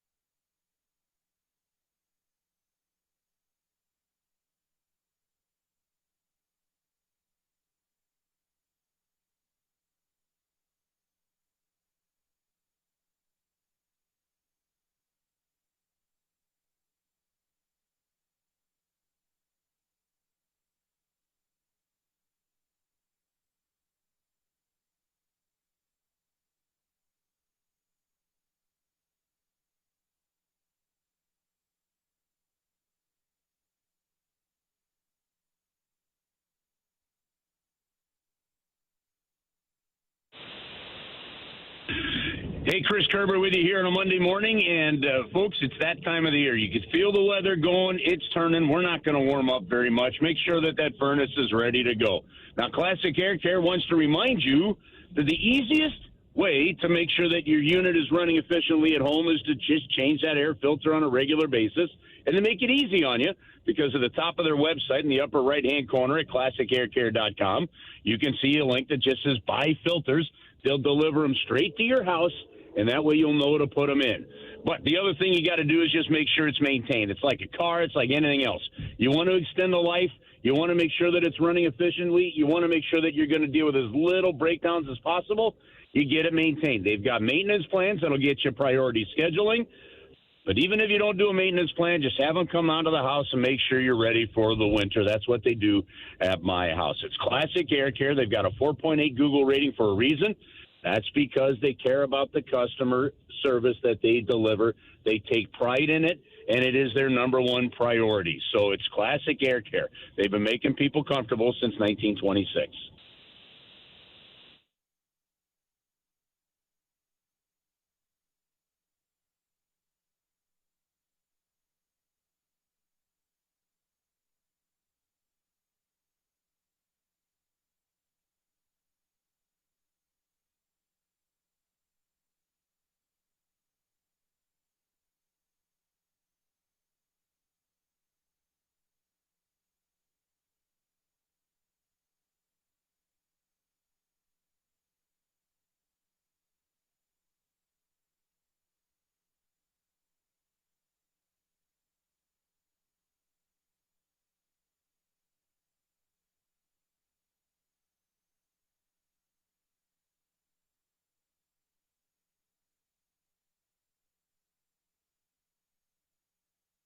It's TMA 101 ESPN. Tim McKernan, Martin Kilcoyne with you. Doug Vaughn vacationing in the Hamptons today. Jackson Burkett is on the ones and twos. And if you want to call in, you can talk it over with Chairman Kern and the Collier and Thompson phone lines. Joining us for his weekly appearance at 8:15 on the morning after here on 101 ESPN and the TMA STL YouTube channel is the voice of the Blues, Chris Kerber. Morning, Kerbs.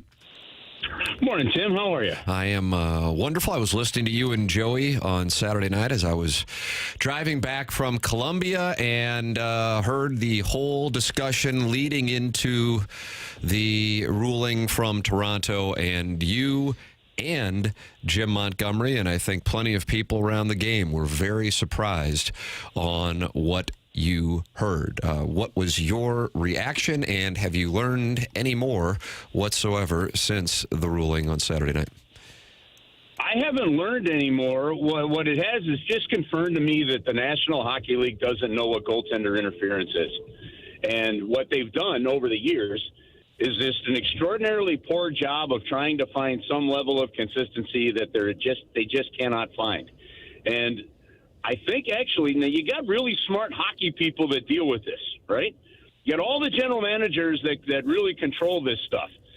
And the reality of it is either the way the rule is defined, the way the rule is written, or maybe we just have to chalk it up to it's the game itself that is just so gray that goalie interference is one of those impossible things to tell. Because if you look back at the McKernan goal scored by the Vancouver Canucks on the Blues, when McKernan came down and blocked the stick of Jordan Binnington, they determined that was goaltender interference, and it checked all the boxes. It was contact initiated by McKernan. It was contact initiated in the crease, right? It prevented the goaltender from doing his job. All those same things happened this past weekend, all right? Eberle went into the crease on his own. Eberle kicked the stick of Jordan Binnington on his own.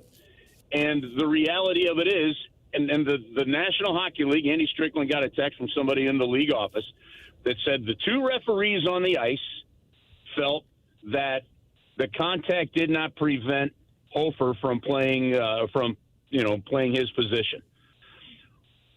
Like, what the hell's the point of going to replay then for? Like, seriously, what's the point of going to replay if in the end you're going to ignore what replay shows you and just go with the guys on the ice that couldn't get it right the first time, so you had to go to the review? And this is a problem here. Now, the only way it gets fixed, the general managers, again, they're the ones in charge of it. They've got to go. And, guys, there's a little history to this. The calls on the ice for goalie interference used to rest with the referees on the ice watching the reviews.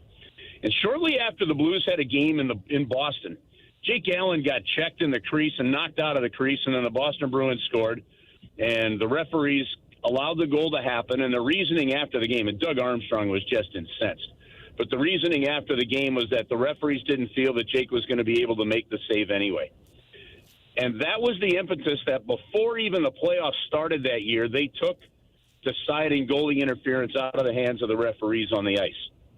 Because the other problem that they had was if you leave it up to the referees, you've got, 60 referees, and you're going to get 60 different interpretations, versus if you do a review, you keep it within the range of about 4 or 5 people in the review room, and you start to figure out some consistency. That's about as botched a goalie interference call as you're going to get. And now that's one way of looking at it. You're frustrated with that one. The other way you look at it is teams just can't put themselves in a position where one call like that can swing a game. And that's where the Blues have to take, their own responsibility for having a 2-goal lead disappear and then a 1-goal third period lead disappear. So I don't think you can hang it all on the one call there, Tim, but the call itself makes absolutely no sense. And when coaches, general managers, and players on the ice can't why a call was made, then you've got a problem. Yeah, it almost feels like in the NFL where they'll call pass interference, but they could say, however, the pass was ruled uncatchable, which kind of pick up the flag. I didn't know the rule well enough to know, but that apparently they have the ability to interpret, yeah, it's interference, but it didn't affect. I didn't know that there was that wiggle room. It doesn't show up very often. And when you sit in these league meetings and they tell you, this is what goes into deciding it, right? The one thing that's never said is, but we can overrule it all if we thought that the puck would have gone in anyway, right? That's not something that when they talk you through the rule, they talk about. And for them to sit there and say, well, because it went bar down, who's to say, it didn't impede his ability to defend his position. You kick the stick, it opens up his blocker side, it impacts where your shoulder goes. What if he ends up nicking that puck? What if the stick nicks the puck and instead of going bar down, it goes up? And as many reasons as they could say we didn't think he was going to save it anyway, I could give you just as many that say there's a chance he gets a piece of it, and how many times we've seen those pucks blocked differently. So that really is the problem with the rule, guys, is when you have replay and you allow interpretation to come into it like that, it's a mess. And you're going to sit there and tell me that both referees on the ice felt that contact didn't, I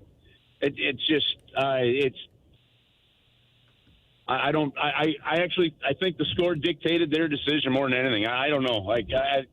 You compare it to the McKernan goal, and I'm sitting there going, where's the consistency? And now if you're, like I said, Martin, if you're Doug Armstrong, if you're Jim Montgomery, you're going, yeah, okay, look, yeah, that hurt. And that prevented us, and we should have probably had that game down to 2 minutes. And Jim Montgomery said it: 3 chances at an empty net, you didn't score it. That sounds familiar. 2-goal lead, didn't hold it. That sounds familiar. 1-goal lead in the third period, didn't hold it. Those are situational things where you look at it, you're frustrated with a call on the ice, but the reality of it is unfortunately, you don't want to be in a position where you allow a call like that to impact the game, and that's where the Blues found themselves. Chris Kerber, our guest here on TMA, joins us every Monday at 8:15 on 101 ESPN. And in addition to the situation that caused a great deal of frustration amongst Blues fans and Jim Montgomery on Saturday night, another development over the weekend with Logan Mailloux going to the AHL for what Doug Armstrong has called a reset. Your opinion on that move, Curbs? Yeah, look, this one makes all the sense in the world. And the season was going to snowball on them, and it was snowballing. The pressure, I got to imagine, was getting immense. You've got the pressure of the team to win, and you've got the pressure of a young individual player to perform, and things weren't going well. Going down to the minor leagues where you can get coaching, you don't have as many eyeballs on you. You can work on specific aspects of the game they want to work on. Makes all the sense in the world. Doesn't mean it's a bad trade. It doesn't mean it's a You know, you don't know any of that yet. That still has to play itself out. But what you did know is there was just too much. Like, I don't know. I have to go back and look at my book, guys, but I think maybe only one time this year have you gone from one game to the next with the same lineup and the same line combinations. They've got to settle into something here. And I think the play of Matt Kessel has shown to be more reliable, more consistent than what we've seen from Logan Mailloux. And keeping him here and then saying, well, is he in? Is he out? Is he in? He's got to know that when he's going to the rink every day, he's playing. And that's all part of it. Look, we're pretty reliable with what you're seeing from Tyler Tucker right now. Well, he went back and forth 2 or 3 times. This is a guy in Mailloux that hasn't played a whole lot of pro hockey yet. So some patience, some time. Let him go down there, get out of the pepper pot of the NHL, kind of get things figured out there and move forward. You bring up Hunter Skinner, he's going to bring an edge to him if he gets in that lineup. I like what he can bring from what I'm being told from people down in Springfield and then our staff up here. So this is about the team, but it's also a lot about Logan Mailloux just finding a foundation and a center again to get playing and trusting his instincts. And I like the move. I think it's a good move for both the team and the player. What was your sense after Kyrou got benched in Buffalo on Thursday night? I know it's about him, but I also felt like it's a message kind of to the whole room. How do you think that resonated even beyond Kyrou? Well, I think it was not only that, Martin, but, then Robert Thomas sitting for, the second half of a period there. So, yeah, I think that it does resonate, but I don't know. I'm kind of torn on this one. Like, yeah, look, it's about sending a message to the team. And, yes, they said, well, we could have picked a bunch of different players. That's true, but you didn't pick a bunch of different players, right? You picked Jordan Kyrou. And the reason is you need more, you expect more. You have to have more consistency. He's a 27-year-old in the National Hockey League right now. He's tied with Robert Thomas as your highest paid player on the team. The expectations are there, and we've seen this around the NHL before. So it's not like he's in his own boat. We've seen the owners in the last 4 times in the last few years, call out Jamie Benn and call out Tyler Seguin with the Dallas Stars. I mean, that's an owner doing that. We're never going to see that here, which is a good thing, by the way. But, that's Jim Montgomery saying, we need our best to be our best. We need everybody out there to be better. And if while we're sitting one guy, we've got no problem sitting the other top guy, I mean, that does send a message. And I think guys have to get that kind of figured out. And we have a good coach. We have a good coaching staff. I mean, that part's there. Sometimes it's just up to the players, to do it. And I thought his response to the media was excellent. I thought his ownership and responsibility felt on it was great. He said what you're supposed to say, and which is good, but then he backed it up and played a good game. Now, do you see that, tomorrow against Calgary, right? And then do you see it against Las Vegas on the weekend? Do you see this guy become a player that can lift a team and carry a team? And that when you got that and you're getting that consistently, then what you're getting is what you expected. Chris Kerber, our guest here on 101 ESPN. I want to make this clear. This is an observation from an NHL analyst, but I saw Frank Saravelli talking and saying that Doug Armstrong is open for business. Now, it's one thing for that to be the case. It's another thing for teams to just be calling just to seeing where things are. You don't know what that really means, but I will say this. He did say it. It's on video.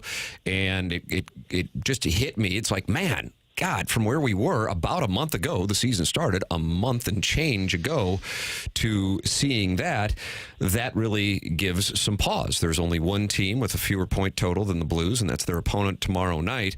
And it just hits that, okay, even though it's so early in the season, it's still an incredibly critical moment for not just this season, but also perhaps some of the short-term future of the organization.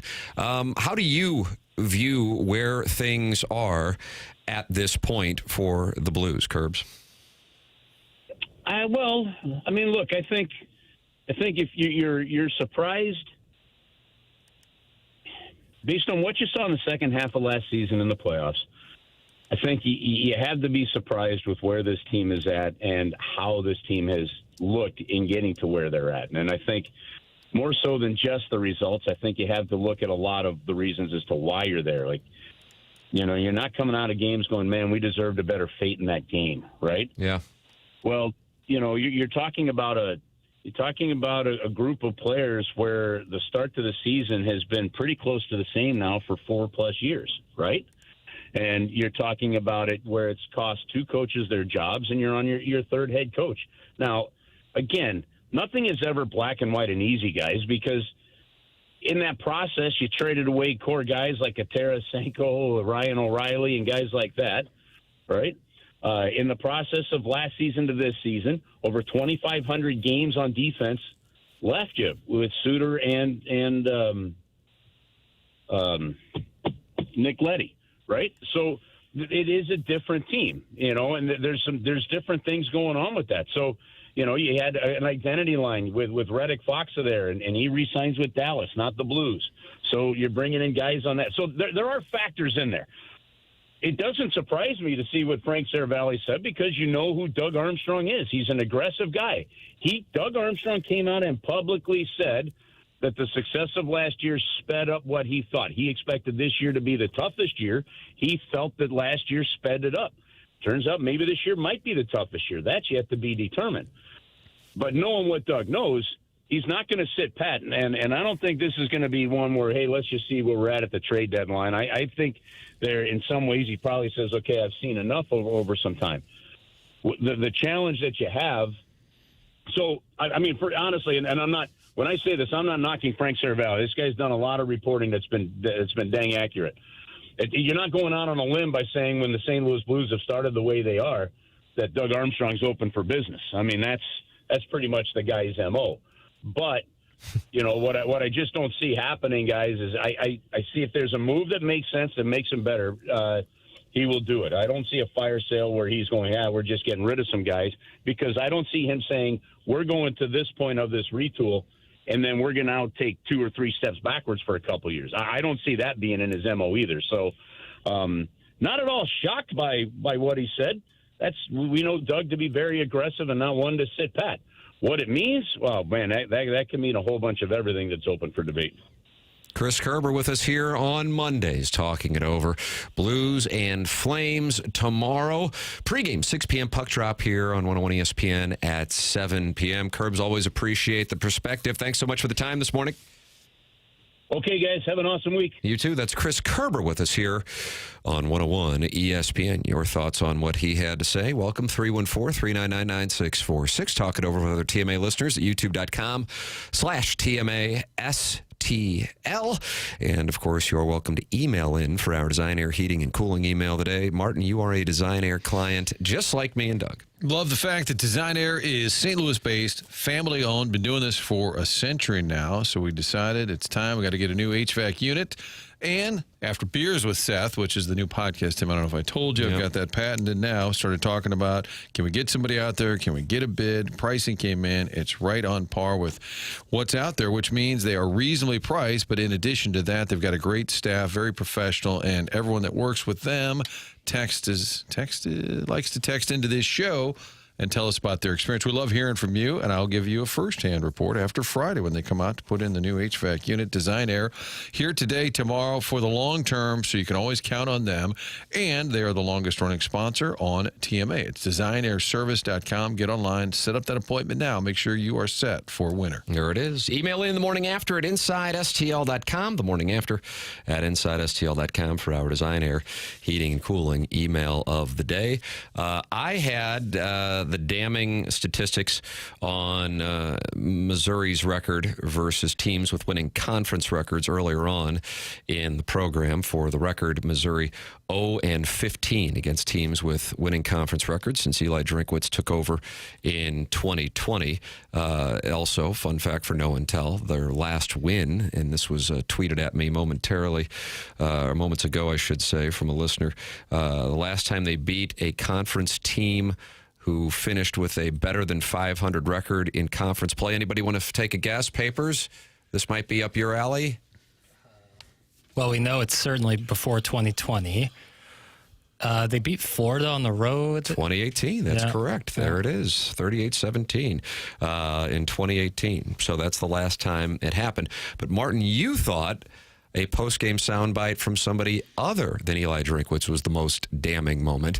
We will have that for you on the other side of the break. It's TMA 101 ESPN.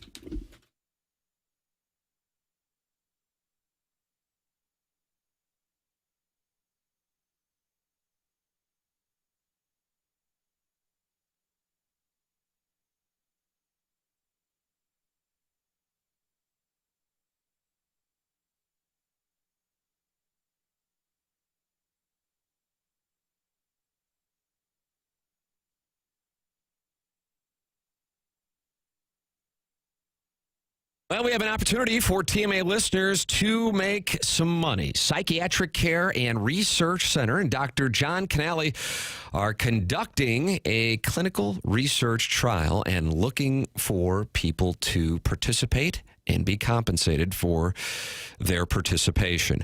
Dr. John Canale has been in practice for over 40 years and has more than 20 years of experience conducting clinical research trials. He is currently doing studies on anxiety disorder, depression, bipolar depression, and or obsessive compulsive disorder. If you are interested in participating in the clinical research trial, check out the website at pcrc-stl.com.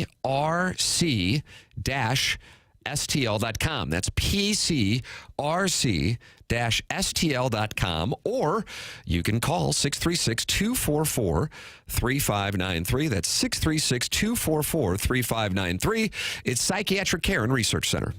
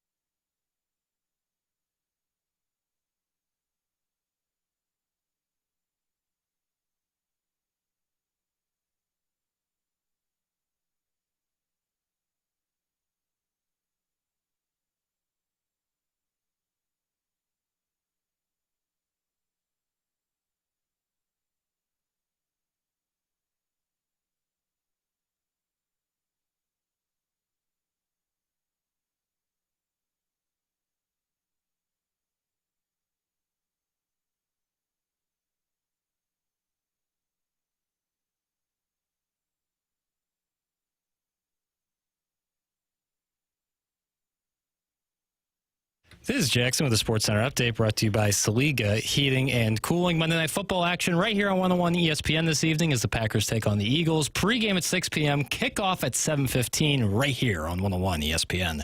That was another Sports Center update brought to you by Saliga Heating and Cooling, a Daikin heating and air conditioning dealer.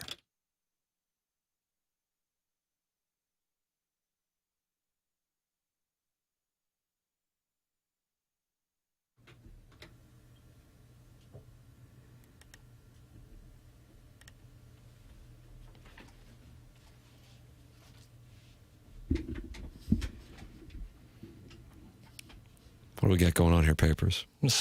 Some sad music. Did you just Google sad? No. Yeba's Heartbreak.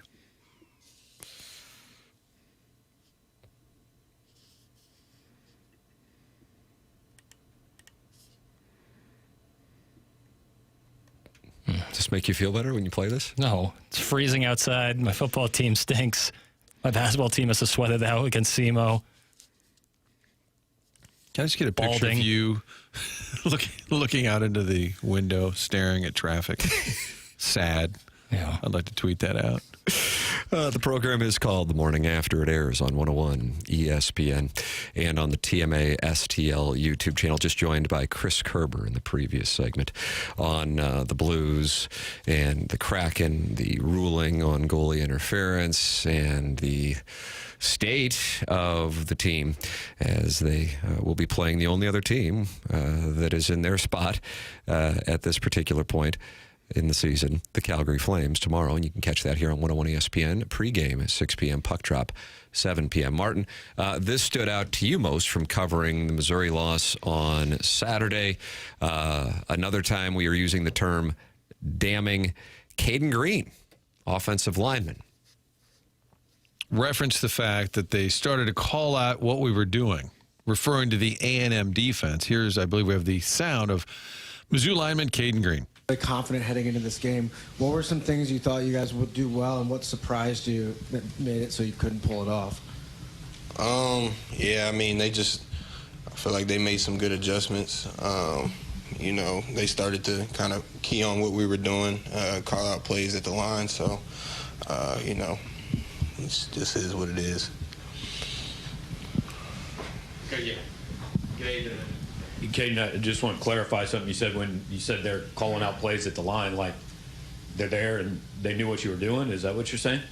Yeah, a few times. I think they were starting to get reads on like formations and stuff.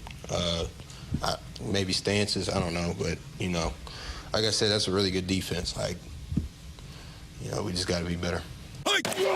Yeah, that's pretty specific there. Yeah. They're calling out more or less knowing what you're going to do. Didn't mince words. No. That stunned the Colonel so much. He'll join us at 9 o'clock. And it was a question by Benjamin Hockman. Mm-hmm. And when he said, more or less, why'd you think you were going to win? That was a follow-up because Drinkwitz said the room was devastated, one of the hardest rooms I've been in because we really believed we were going to win. So when Hockman said, what made you think? And then he gave the answer, and then the Colonel followed up. Yes. The Colonel said in his postgame show that he was so surprised by that answer that he wanted to make sure he did not misunderstand it, and that's why he followed up, because he could not believe that was the case. So you want to talk about damning on a coaching staff, you have the play selection as it's already been focused on in the Alabama game and in the Vanderbilt game and now in the A&M game. Then you have the coaching staff with special teams because you had the fake punt. When Missouri was getting something going, Mike Elko on 4th and 3 decides to go with the fake punt. Eric Link, the Missouri special teams coach, certainly hasn't had a great year in the kicking game. And as I noted a couple of weeks ago with another one of my projects in these spreadsheets, Missouri is the only SEC school that went into the season with a true freshman as their backup kicker. Multiple schools, more than half actually, have more than 2 kickers on their roster. No school outside of Missouri has a true freshman as a backup, and I think that's notable because in the kicking game, oftentimes experience is what leads to success. stress.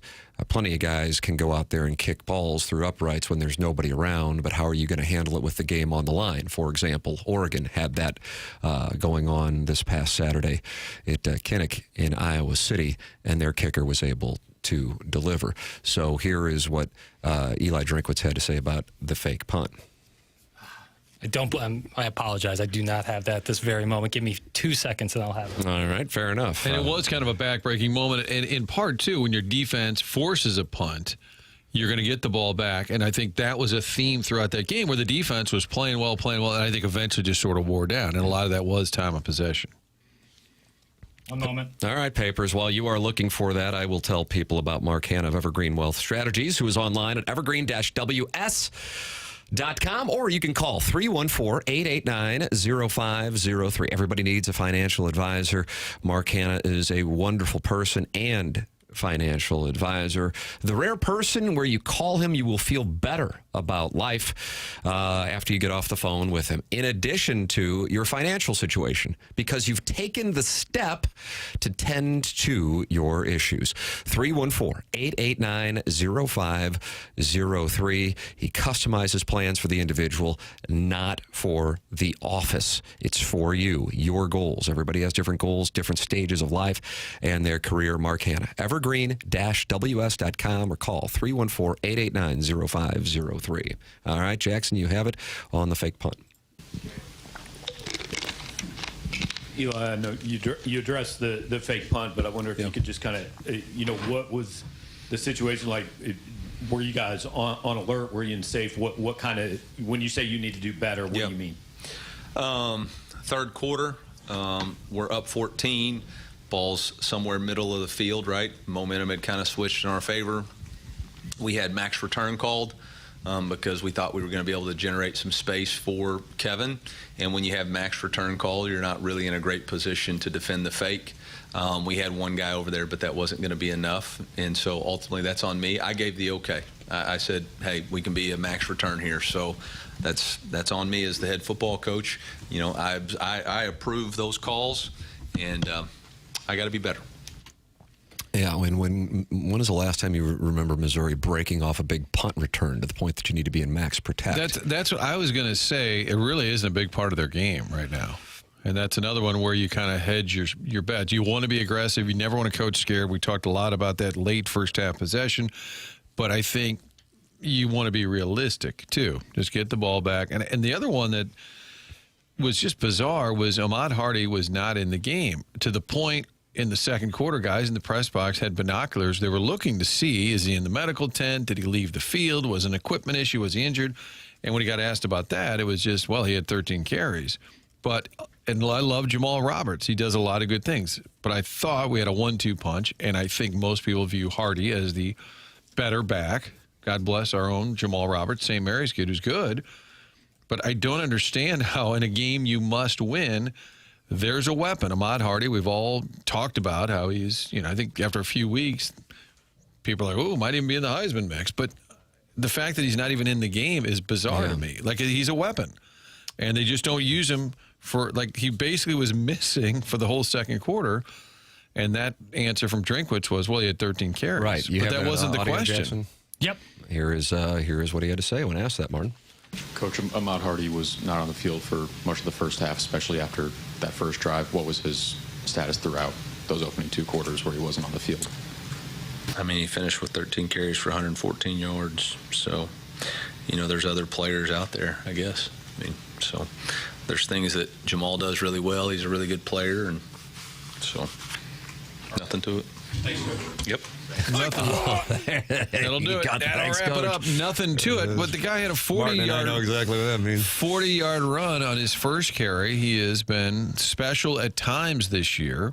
I just don't understand how he's not even in the mix at times. I think the play calling, I know that can be at times kind of an easy narrative, but I think there's a lot of specifics here in this game. And the fact that you got a freshman quarterback, can we get him in a rhythm? Can we throw any ball over the middle? Why are we chucking it deep over and over? And maybe he's got great arm strength, but those are low percentage passes. You watch the NFL, the deep, that's a low percentage pass. Why wouldn't you try and get the guy rolling a little bit with some simpler stuff, even over the middle, and they just didn't even try. Bottom line is this for me.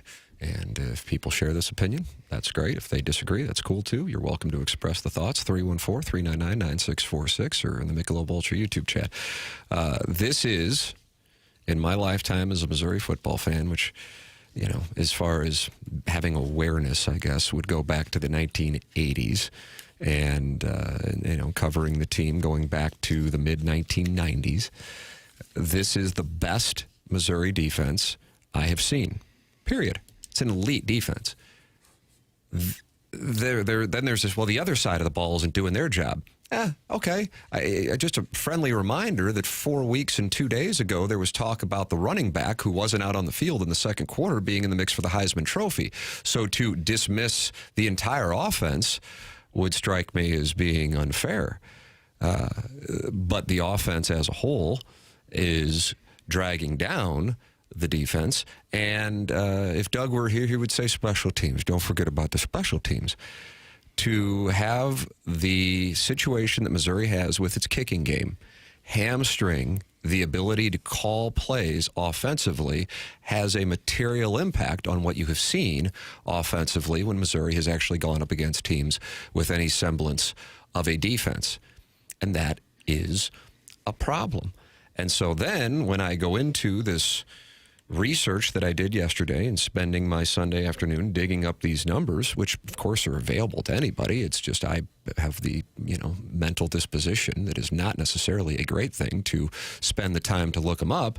And I see that Missouri is the only team since 2020 without a win in the SEC against a conference team that finished the season or in 2025 is currently has a winning record in the SEC. Even Mississippi State has won since 2020.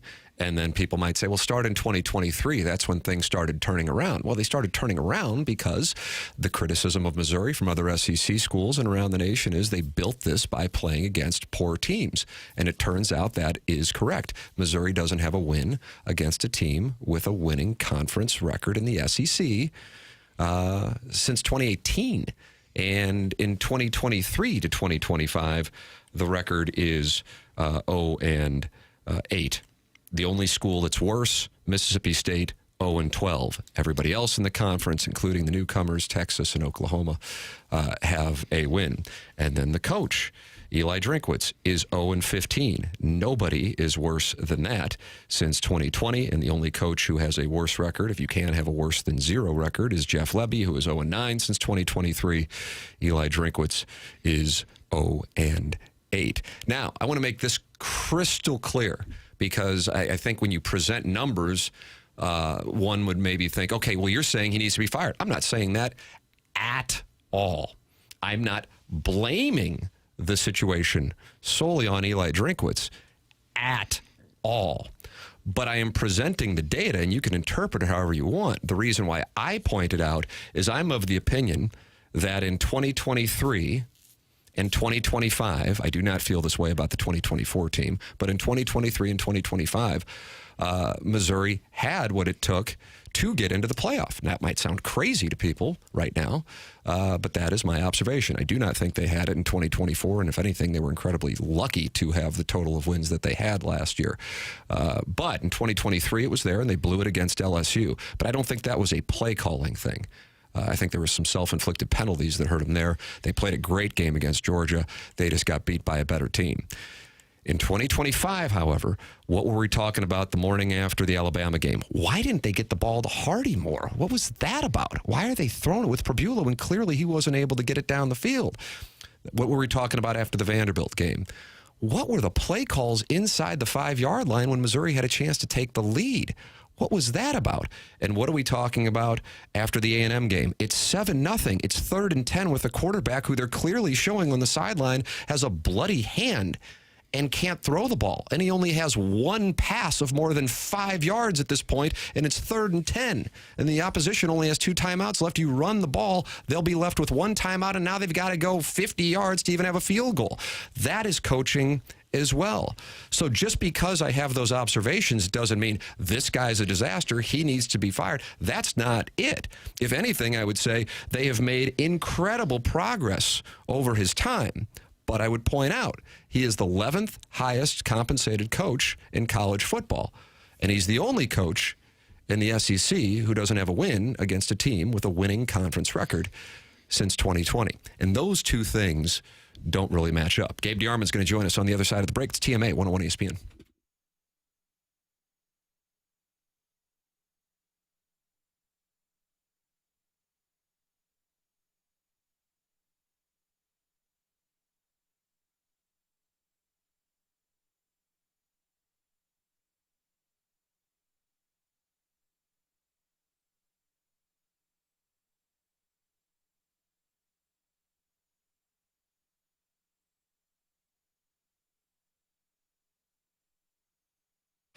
Missouri, get ready. FanDuel, America's #1 sports book, is coming soon. And starting December 1st, new customers in Missouri can get up to $300 in bonus bets when you make your first $5 bet. From touchdowns to home runs to three-pointers with FanDuel, any play can be the play of the game. Plus, with live betting, you can even get in on the action after the game has already started. All on an app that's safe, secure, and super easy to use. FanDuel is the best way to game day. It's coming to Missouri. Jackie Papers, what was your big play this weekend? Did you have a big play? I did. It was the Boston College. Oh, dear goodness. Laying 10.5 against SMU. How did it go? Not great. And then when you follow that up with Auburn +7, they find new ways to lose every single game. It was Auburn Tigers. Oh, so they didn't. Then you got a +6. I'm sorry, it was so +6. lose. Yeah, I lost it. It was great. FanDuel is the best way to game day, and it's coming soon to Missouri. Just visit FanDuel.com/Missouri to learn more. This way, you'll be all set to bet when FanDuel goes live in Missouri on December 1st. That's FanDuel.com/Missouri. Play your game with FanDuel, the #1 rated sportsbook app. Must be 21 or older and present in Missouri. First online real money wager only. $5 first deposit required. Offer starts December 1st, 2025. Excludes customers who redeem pre-launch sign-up offer. Bonus issued is now withdrawable bonus bets, which expire 7 days after receipt. Restrictions apply. See terms at sportsbook.fanduel.com. Gambling problem? Call 1-800-GAMBLER. Visit fanduel.com/RG.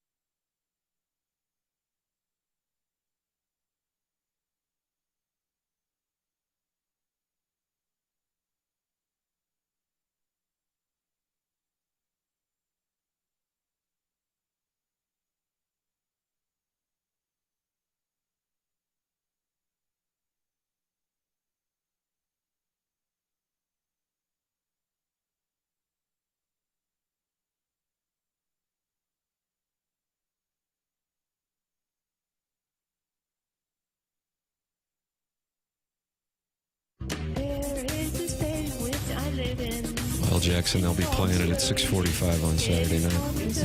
Yeah. Mississippi State. Yeah, they will be. Did you just whisper? Does it all matter anymore, man? Oh, no. Come on. NCAA tournament just around the corner. Yep. Focus has shifted. Just need like 11, 12 SEC teams to get in. You're fine. Happened last year. Nice. It's TMA. Jackson's battling through it. And what Martin and I are doing, we're lifting his spirits. And the Colonel's going to help you. He is, Jackson. You think he's going to bring you down, and he's going to lift your spirits? I think he's going to get me in the right headspace. Okay, there you go. Gabe DeArmond brought to you by James Carlton of the Carlton State Farm Insurance Agency. It is TMA here on 101 ESPN and the TMA YouTube channel. The show presented to you by Brown and Crouppen, and the Colonel joins us now on the Collier and Thompson phone lines. Morning, Colonel. What's up, guys? How you doing? Jackson sounds like he would fit right in on the Tigers' lair this week. Yeah, that's the Power Mizzou message board. Why don't you go in there? Who's to say I'm not already in there? Oh, is that right? No, I keep my thoughts to myself and whoever listens to the show. It's essentially yourself. Yeah. Right. The five of us. Colonel, let me and you workshop our text exchange on Saturday. I want to say in the end, you probably were right. Clip that off. Where is Doug with the gong? Oh God! But here's what I want to say about it. I'm trying to think. What is the name of this text group that we have here with some of our KOMU Mizzou dorks? I think it's what it's called. That's what Mizzou it's dorks. called. Okay. Mizzou dorks with 3 who graduated. I think is what's officially called. I think morons is in there somewhere. Yeah, I think that's probably accurate. I'm so aware of not texting you during games because you're actually working, whereas I'm really not. I get a lot of texts during games. I hear you say that on the post-game show, and you say it when you come on this thing, and you write about it on Power Mizzou. But so I felt it was a safe space because I saw that it was a group text. There's 4 other people in it, and the only time I participated in it was run it in that spot, 3rd and 10, to get to the half down 7-0 and get the ball back after the half. No upside on throwing, all downside. But in fairness to you, and you said back, you can always something along the lines of you can always complain about the play calling or something. You had an open check down on 1st and Jude James wide open on 2nd. That's not all play calling. That's the quarterback. And so, but in your world, all you see, probably not all you see, but 99% during Missouri games when they're losing are people probably complaining about the play calling. And yes. so I throw a log on the fire, even though we've known each other for 3 decades. And so your mindset is, here's a guy complaining about the play calling. But I wasn't like, don't run it to pick up the first down. I'm like, run it to get to the half down 7-0 in a miraculous way like you were against Alabama. That's where I was coming from. And in the end, that is right. A couple things and even Eli Drinkwitz said that was right. The one thing to remember is, it takes disaster for throwing the ball to burn you the way it burned Missouri there. And disaster struck. If you hand the ball off, in all likelihood, disaster does not happen. You get 3 yards, A&M uses a timeout, you punt. Maybe they score anyway, but they probably have to go 80 yards to do it. So, yes, absolutely correct there. My whole point this week and always has never been Kirby Moore is doing a great job and the play calling is excellent. That is not at all the point. As I said and wrote after the game, when your offense is as bad as Missouri's is right now, and it kind of hit a new level on Saturday, but let's be honest, this offense has been bad for a month. When it's that bad, everybody involved with the operation deserves blame. But my point is, everybody deserves blame. It is not as simple as call better plays and this team is 9-0. That's just not the case. And like I said, on that drive, on that series alone, I pointed out 2 plays where hey, they've got a first down and a new set of downs if the quarterback makes the right plays. And he didn't make the right plays, and that's okay. He's a true freshman.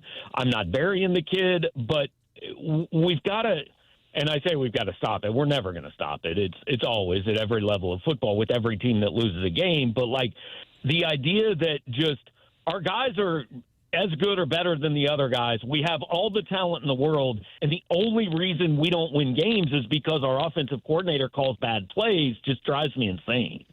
Did you think? And I'm not saying you were saying that, but many people are. Gabe, did you think, and I know Drinkwitz has said it before, I got to do a better job or that's on me. I felt this time it was more sincere, where it hit him hard that, listen, we didn't get it done. It's another year where we didn't live up to the massive hype or the potential. Did you sense that this was different? I mean, I think the gravity of losing that game was bigger. Now, I'll also say this. I don't think losing Saturday, even by 21 points, is the problem. The problem with this season is and remains the Vanderbilt loss. That's the one that – because if you had won that one, losing Saturday doesn't eliminate anything. The Vanderbilt one is the bigger one. You know, like, there's nothing a losing coach can say that is going to strike the right chord afterwards. Because I remember Gary Pinkel used to do that all the time, right? I'm responsible. He said those two words more than probably any other words except we do what we do in his Missouri career. And it did reach a point where people said, that's great, man, but, like, I don't want to hear that you're responsible. I want to know what you're doing to fix it. But the thing is, that's not what they're not going to tell us that in the post-game press conference. And obviously they're trying to fix it. It just hasn't worked. He was certainly frustrated and down because, the main goal for the season is out the window. How realistic that goal ever was, I think, is debatable, but there's no question that was their goal, and they know they can't get there now. Gabe DeArmond with us here on 101 ESPN. We welcome you, if you have some questions for the Colonel, to send those in, 314-399-9646. My feeling going into the game was Missouri could lose this thing by 25 or they could win it by double digits. That there were three factors contributing to what I felt was this huge delta. Number one, what would Matt Zollers do? Would he be able to be better than Bro Pabula in the passing game? And if he were able to do that, that would ideally open up the running game for Missouri. And let's start on point number one. Clearly, it was not there. I don't think that Eli Drinkwitz and Kirby Moore helped him with plays to kind of ease him into the role, and he was throwing balls about 100 miles an hour on some short pass plays. But that wasn't there, and on top of it, then he hurts his hand on the strip sack that Caden Green was able to fall onto. What did you think of Zollers? What did you think of the play calling for the true freshman? And your assessment of Missouri's passing game with Zollers? Bad, and awful. Okay. I mean, I started saying to Cody, literally after two drives, where are the easy plays here? Like, you're watching Marcel Reed. I just looked up his passing chart from Saturday. Do you know how many passes he threw more than 10 yards in the air in that game? 3. He threw 29 passes, and 26 of them were within 10 yards of the line of scrimmage. 13 of them were behind the line of scrimmage. Like, he was throwing passes that you just go, well, there's no defense for that. Like, Missouri only had 6 pressures because he's getting rid of the ball in the second half, and every throw is just kind of almost a handoff. Like, my guy is wide open. All I've got to do is toss it out there, and it's an easy gain. On Missouri's side, I didn't see those. Like, Matt Zollers threw, I can't remember the exact number. I want to say it was like 12 passes of 20 yards or more. It may not have quite been that high, but it was clearly the most they've thrown all season long. And you're kind of going, what are they doing here? Now, again, I don't want to lay that all on play calling. I have a hard time believing, and I haven't watched the game again or anything yet, but I have a hard time believing that every play call is, all right, everybody go deep. There are no options, within 15 yards of the line of scrimmage. Some of that is on the quarterback, but I mean, Missouri's passing game was broken. And I know that everybody says, well, just run the ball more. Look, you cannot line up against an SEC defense and just say, we are running the ball every down and have success. I mean, Missouri ran the ball on something like 77% of its first down plays in the first half. 2 of them got big gains, and the other, I think, 9 runs or 11 runs or something like that averaged 2.9 yards per carry. They were in second and long all day. They committed their best drive. They committed a false start on first down that put them in 1st and 15. I mean, and I kind of disagree with your premise that that you thought Missouri could win by multiple scores. I mean, I thought Missouri had one path to victory in this game. It was Zollers playing well and Marcel Reed giving Missouri the ball a couple times, and neither one happened. Yeah, and that goes back to they were doing exactly that, though. They had a 7-0 game going into the half by mucking it up. I listened to your postgame show, and you and Cody were talking about that. And they were going to have to do exactly that, clearly, when Zollers was hurt and wasn't able to move the offense.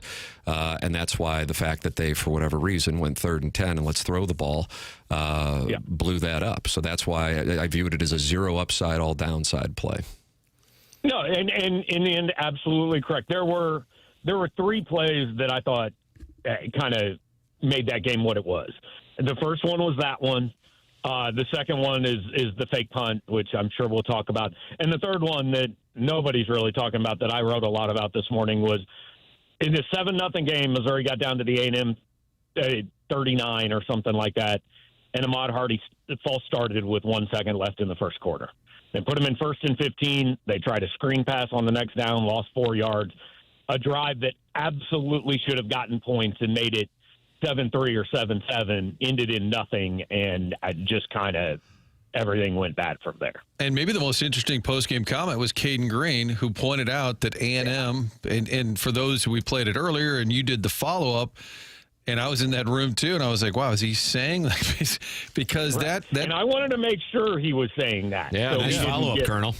You know, so he didn't get misquoted. But, yeah, he was saying A&M was calling out their plays at the line of scrimmage. And when I tweeted that, there were a whole bunch of A&M fans that were talking about, I guess their freshman linebacker, Torian York, is known as this kid who, like, just spends hours and hours in the film room and has done that to multiple teams this year, basically calling out plays at the line of scrimmage. So credit to A&M for it. And for everybody that, you know, will say, well, how come Drinkwitz wasn't asked about that and all that? The way postgame works is Drink goes first and then the players come next. So we don't have a chance to ask Eli about that until tomorrow, which I certainly will do. Just say, hey, Caden Green said this, you know, like what was that something you guys were aware of during the game? What's the issue? All that. You know, we'll ask him to address that tomorrow.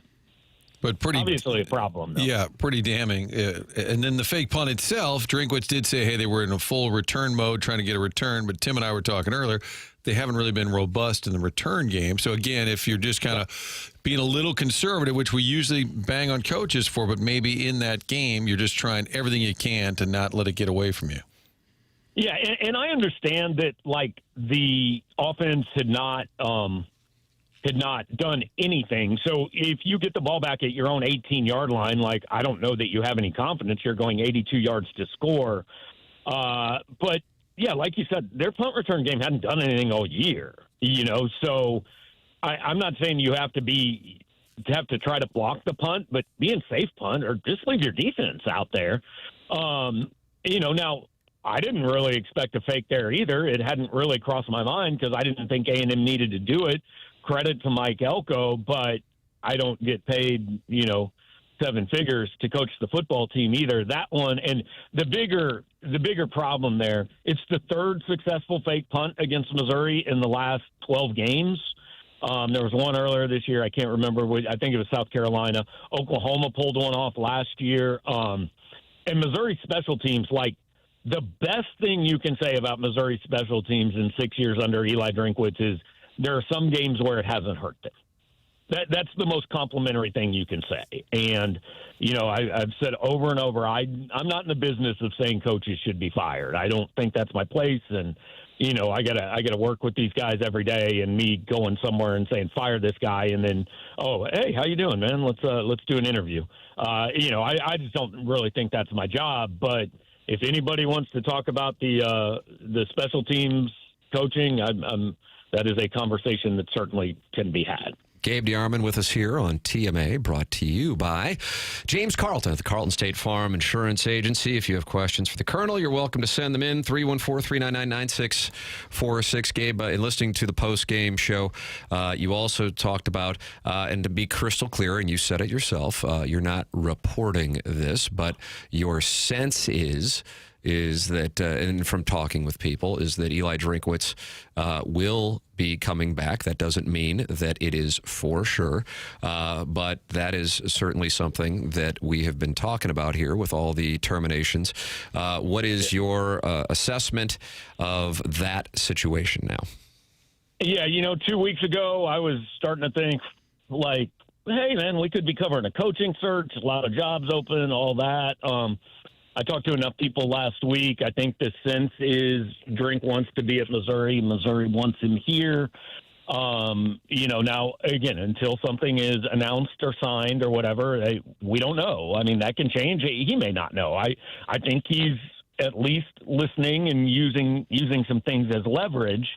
But my sense is he will, as of today, be back. And, I know that it's amazing how quick this stuff turns, right? Saturday night, I got a lot of, I don't care if he leaves and who would hire him anyway. I think that's a little bit extreme. I think that, you have to be capable of taking a step back and seeing what he has done with this program. And while it hasn't gotten quite to that top level that I know every fan wants it, and I know Eli Drinkwitz wants it too, it's a lot closer than it's been in a long time.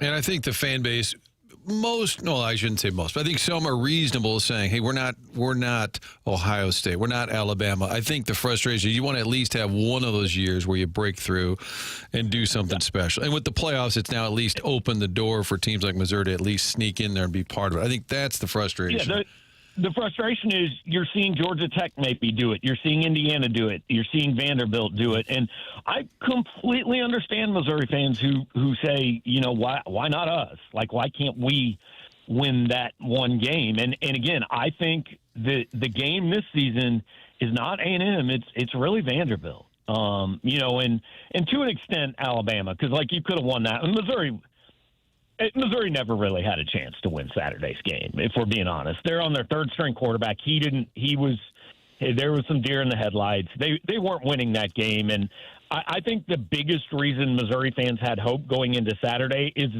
Texas A&M's history of, well, they always kick one away somewhere. Why not this one? Yeah. And they always have.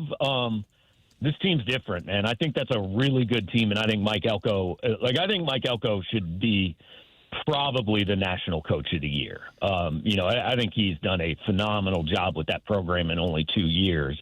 But the Vandy one is the one you look back at and go, man, I still kind of don't understand how they lost that game. And if you somehow manage to piece it together and get to 9-3, and I'm not optimistic that'll happen, but if you somehow do, that one in Nashville is going to hurt even worse. Yeah, we were talking earlier. I said it's not losing this game because that was going to be a tough ask against a really good team with a freshman quarterback. It was the fact that they had to win it to save, make up for the fact they didn't win any of the big games. They had kind of backed themselves into a corner to win one of the three big ones, even though it was sort of unrealistic. Tim, I do want to mention that advertising works. We talk a lot about it on the show. Yesterday, I'm at Schnucks. I bought some Yingling Black and Tan. Oh, look at you. The Colonel got to you. Oh, it's their best product. He mentioned the Black and Tan in between people calling in and mentioning what kind of car they drive. I think that's a new thing. Yeah, I like that. Yeah, Lexus got mentioned, I heard. But I grabbed a little Yingling Black and Tan in honor of the black and gold of Mizzou. I hope you enjoy it. It's I discovered that on a Yingling brewery tour many years ago. It's a very solid product. Jackson, you want to ask the Colonel anything about the basketball team? Jackson drove down for the basketball game on Friday night and then went back to St. Louis for the football game on Saturday. Saw a victory. Saw the only victory, I guess, the one of two victories of the weekend. VMI. Yeah, so I feel pretty damn good. Can Trent Pearson and Ann Arbor Boateng come back, please? I don't know, man. I'm sure. I know Javon Porter is a good guy, but I'm good on watching them a lot more this season. Really like to see TP and Ann Arbor Boateng. Yeah, and then Sean Phillips is sick yesterday, which again we'll take him at his word and assume Sean will play Wednesday night against Minnesota, but we don't know. We just show up every day and wonder. Like I literally 10 minutes before tip off yesterday got a text from somebody that said, "So who's the random guy that's not going to play tonight?" And then within 2 minutes, we had a tweet from Mizzou basketball that Sean Phillips was ill and was not playing. So it's going to be somebody every game. We'll see who. There you go. You feel better now? No, but I feel at least there's optimism. Hey, they're 3-0. That's right. And they should beat Minnesota. They should be 8-0 on December 2nd going to South Bend. Love it. I try to cheer these guys up. I said in the chow line at the press box, I saw a guy with a blazer for the Tax Slayer Gator Bowl, and it did not pick up Tim's spirits. Yeah, I don't know that there's a huge difference between in what bowl game. It'll be. I think Citrus is probably out, but like Gator Bowl, ReliaQuest Bowl, the Mayo Bowl, it might pick up your spirits a little bit if you can see Eli Drinkwitz bathed in Duke's mayonnaise on January 2nd. Jackson. The problem with that game is it's played the day the transfer portal opens, and I would imagine the Missouri coaching staff would rather be able to focus on the first day of the portal than, the Virginia Cavaliers and Charlotte, but they'll go wherever they get sent, I would assume. There you go. Jackson, do you feel better about the basketball team, though? Yeah, I do. I'm not as the sky is falling as I saw some people were on Friday night, so I'm okay. All right, there you go. Well, Friday night kind of showed what the floor is. Like, it just showed me that against real teams, like, this team's not good enough to just show up and go, yeah, we should win. Like, they're going to actually have to play well. They played dreadfully for about 20, 25 minutes, but it was still good enough to beat SEMO. Yep. That's all that matters.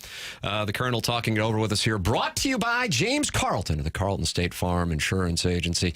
And always appreciate the time and the perspective. And the Colonel giving us what he has to think. You can read it at powermizzou.com. He has his 10 thoughts both on the weekend in college football and the state of things, both for Missouri football and basketball. Those are up and recommended reading at powermizzou.com. Always appreciate it, Gabe. Thanks.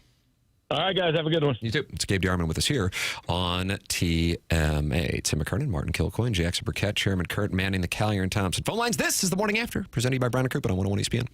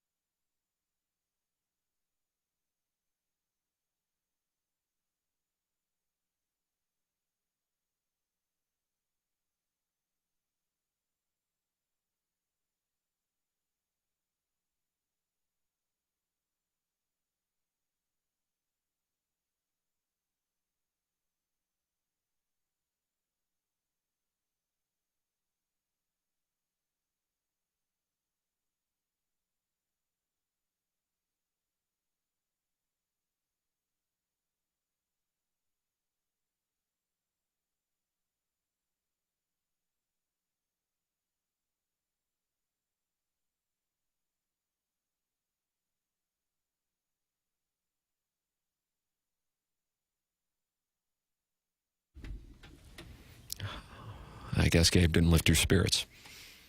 I just like to play this song. Yeah, because you're a masochist. And I'm not going to kink shame. I want to make that clear. That wasn't like, hey, I'm a dom, you're a sub. That's cool. No. Automatic for the people, 1992? Yeah. I think that's a nice play. I'm not going to bet against you on that. How do we do in the SEC picks? Oof. We hit the Citadel. We definitely hit the Citadel. Do you think Lane took it easy on him for our exact theory? I do. Yeah. I do too. Yeah. But I think it's like the only time we've ever all picked a team and they covered. Otherwise, that's the curse. Yeah. Tim, you went 2-4 on the weekend. Florida against Kentucky. Who saw that one coming? That was.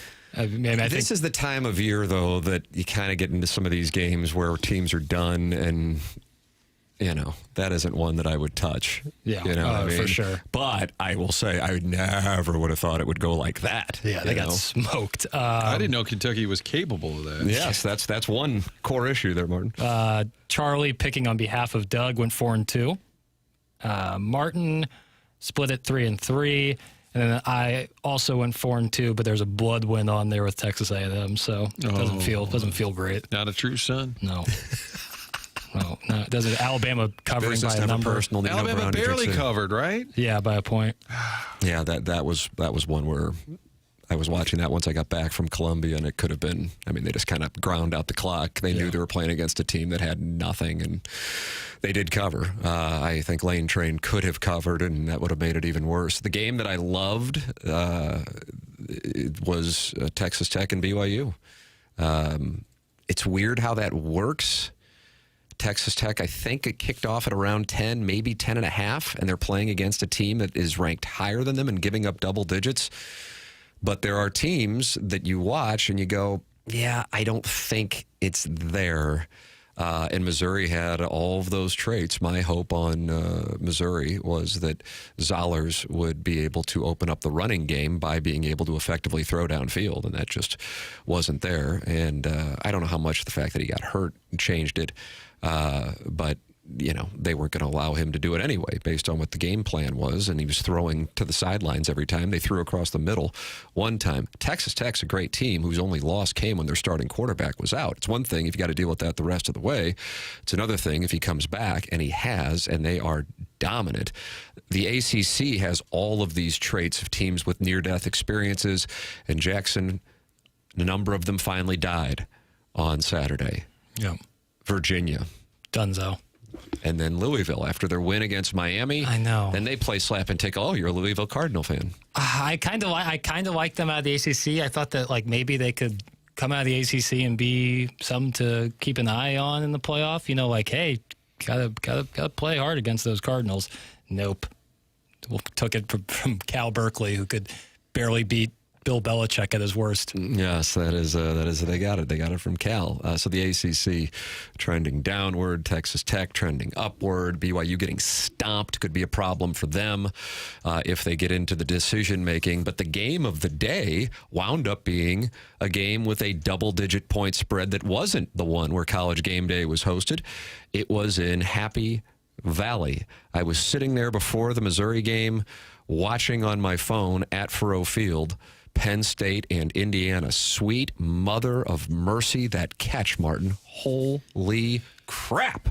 His 6 seasons in Oxford, and over the last 3, he is 4-4. And that is how you gain respect. You don't gain respect by mentions on College Game Day. You gain respect by earning it by winning when you have the opportunities. And Missouri is 0-6 against those caliber of teams in the last 2 seasons. I guess they could have a chance for one of those the rest of the way. It's certainly not this Saturday, and it's not the final game of the season. It's Oklahoma, but Oklahoma has to go to Tuscaloosa this weekend, and so that could alter the landscape for the Sooners. Couple big games. You got Texas, Georgia, Oklahoma, and Alabama. One of the key moments for Missouri in 2025 actually came when Fernando Mendoza decided he wanted to go to Bloomington instead of Columbia. And he was talking following that Indiana game in the catch about the comeback against the Nittany Lions. This by far is the best moment of my career, and to be able to share it with such amazing brothers like a Cal, Cal, it's still amazing brotherhood and still have a lot of good friends over there. But it shares to see what all we've been through the Iowa game, through the Oregon game, to now the Penn State games. Those are all games you have circled, especially being away before the season. And no matter what the record is, Penn State is still Penn State. Their fans are still Penn State fans. And so these are game-winning drives that you dream of growing up as a kid. And so I can say that I think this is the top of my career right now, and the top moment I've had in my career. And I've so much joy in my heart to share with the program and all my teammates. That's a great soundbite. Was he weeping after the score? Someone told me, we were at the bar watching, and someone said, "Is Mendoza crying?" Not judging. I was just wondering. Tears of joy, perhaps. I respect a guy with a heart on his sleeve. That was a hell of a throw. Well, I think the catch, the throw, the drive. And the point is, winning a game like that will help you down the road. In college basketball, the teams that are always undefeated late in the year. Yes. Some people say, just take a loss. You don't want to lose, but just kind of get it out of the way. I feel yourself. I feel that way with a close win in football. It's a real positive, because otherwise it's like, were they really tested? They really kind of bullied Oregon in Eugene. I was thinking this because I have a buddy who listens to the program who's an Iowa guy. And I think he went up to the game on Saturday. Huge Iowa fan. And as I was watching, so I'm watching Penn State, Indiana before the game. I'm walking out of Faurot Field in the windstorm, watching Oregon, Iowa. And I'm thinking to myself, as crazy as it is, I would much rather be a Missouri fan than an Iowa fan at this moment because of the way Iowa lost. They have that drive. They score the touchdown. They don't get the 2-point conversion. And then Oregon's able to get down the field and kick the game-winning field goals. Time expires. And Iowa, I realize I was probably in the same kind of category as Missouri. Not necessarily respected nationally, but they're there. They're in the mix. They can't get that key win. They're the team that up until Penn State had played Indiana the closest this year in Iowa City. And here now they've got Oregon, a team that people think of as their brand. But you go, man, I don't know on Oregon. Maybe it's not there this year. I'm not sure. Oregon gets their first test in those conditions, and Dan Lanning's guys are able to get the job done just like Indiana is. If Oregon loses that game, they are out of the college football playoff, at least in the short term. They might have been able to get back in there. If Iowa wins that game, they are in the mix to go to the college football playoff. And instead, they lose in that fashion. That would have been brutal. Now, I'm not enjoying a 38-17 loss, but after that fumble with 40 seconds left in the first half, and Texas A&M taking it to the 2-yard line, I was at a 99% confidence level that it wasn't going to work for Missouri that day. If you're an Iowa fan, you're watching that and going, oh my God, we're seconds away from having a signature win. Our only loss being Indiana, and who's their other loss? It was a random loss that they had. But either way, you got to win against Oregon, and your only other loss at home is Indiana. And you're in the college. They were 20th. They were ranked ahead of Missouri. That one, brutal. I was looking up Kirk Ferentz' record against top 10. He's 12-28. If all of this reporting online is accurate, 12-28. So it's 40 times. He'd been there a long time. 40 times against a top 10 opponent, winning 12. Drinkwitz has 11 of those games, 1-10. The one win being the Ohio State, the Cotton Bowl. I don't know if you heard, Tim, they won the Cotton Bowl over the Ohio State. So if you extrapolate 40 versus 10, roughly, Drinkwitz would have about 4 out of 40 based on this math. Kirk Ferentz, not terrible, 12-28. If you think about you're going against Ohio State, the Michigans of the world all the time. So I do think as a program, there's a little bit of a comp there where your team goes 8-4 a bunch, sometimes goes 9-3. Every once in a while might win 10 games. I think program-wise, they've done it. They've sustained it longer up there. But that's probably a comp. Iowa lost to Iowa State in Ames. That's right. That's what it was. Iowa State. I was thinking, I didn't think they lost another conference game. So that would have been interesting as far as them sitting there with one loss. Right. Well, I guess they are sitting there with one loss. At that time, with the Oregon game. Quick thing on the Indiana-Penn State game. It drives me up the wall when teams have been playing so well defensively, and then as soon as they get like a 2-minute drill, they go into prevent defense and allow the middle of the field to be wide open. I know they had Sounds no timeouts. like this is a shot at Super Bowl 36. It's just like you've been playing. It's the same thing with basketball when you're up by like 15 with 4 minutes left and you just start dribbling it out and not playing your game. stick with what works, and you won't have that opportunity. I really do agree with you on that. It's crazy. Like, you might get the top taken off of you. Maybe that happens. But if it hasn't happened all game and you're confident in your defense in any regard, run your normal defense. Maybe do prevent when it's like at the 50 with 5 seconds left. Not with 2 minutes. It blows. Indiana drove down the field so effortlessly at the end there. Yeah. It was something else. For those who are asking about the spreadsheet, it has been tweeted out from the TMA STL Twitter account. I retweeted it from what is my Gift Depot account at T McKernan, so you can see the spreadsheet with all of these numbers on Missouri against teams who finished the season with a winning conference record. They are all there for your viewing pleasure, and if you would like to share it, that's fine. God bless. The program is called The Morning After. It's presented to you by Brown & Crouppen on 101 ESPN. Mark Hanna of Evergreen Wealth Strategies, 9 o'clock hour sponsor, and Mentality is a longtime sponsor of the program. It's Monday. You could be feeling a little rough, but if you've been feeling rough regularly on non-Mondays, if you have, check out Mentality at mentalityhealth.com. It could just be a case of not getting good sleep, or it could be an indication of low testosterone. Have you or your family seen a change in you? Not quite yourself anymore, struggling to focus, no energy for the people you love? This can be low testosterone. Mentality will test it for you, including free testosterone. Whether it's low energy, weight gain, or just that feeling that something is off, Mentality can help. So stop being tired of being tired. Get back to being the guy you used to be. Visit mentalityhealth.com and reserve your spot today. That's Mentality Health at mentalityhealth.com. Tim McKernan, Martin Kilcoyne with Doug Vaughn vacationing today. He's back tomorrow. Jackson Burkett on the ones and twos. Chairman Kurt manning the Callier and Thompson phone lines. This is TMA 101 ESPN.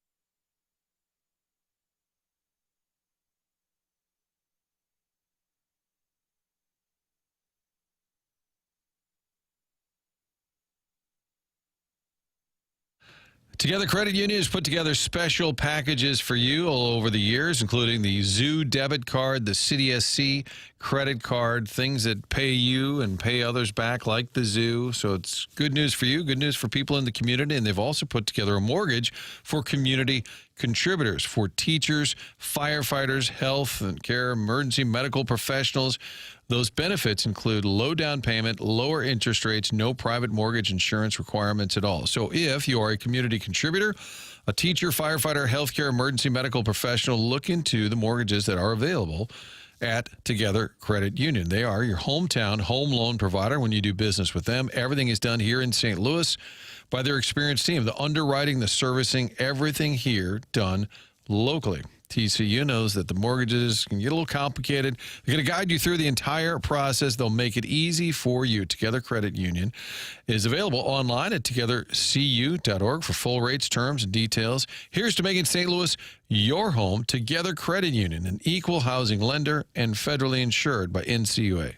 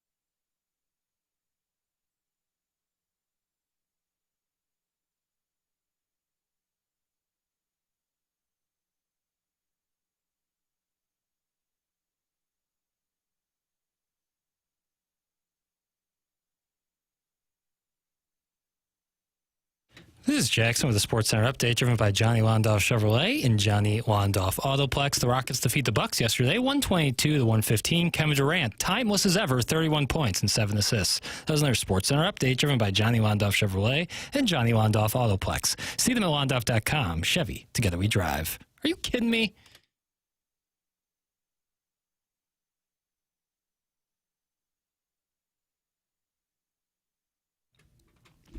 Interesting. We've got a pivot, Martin. The guy pivoted. You're back. Time to get right. Move forward. All right. Time to get right with a little Warren G. Today's his birthday. Happy birthday, Warren G. I know Nate Dogg passed away. Warren G. I'm going to go 55. Nailed it. He's 55. Man, I was going to say 56. And then I thought, you know what? 55's the play. 55's the play. And I know he listens in. So he does. It's great Warren to have G. him. Is that name taken papers? I think Was he in, you guys know this era way better than I do. Was he in NWA? Was he in, or is he just... Who are we talking about? Warren G. No. I believe he is a relative of Snoop Dogg, if memory serves. Yeah.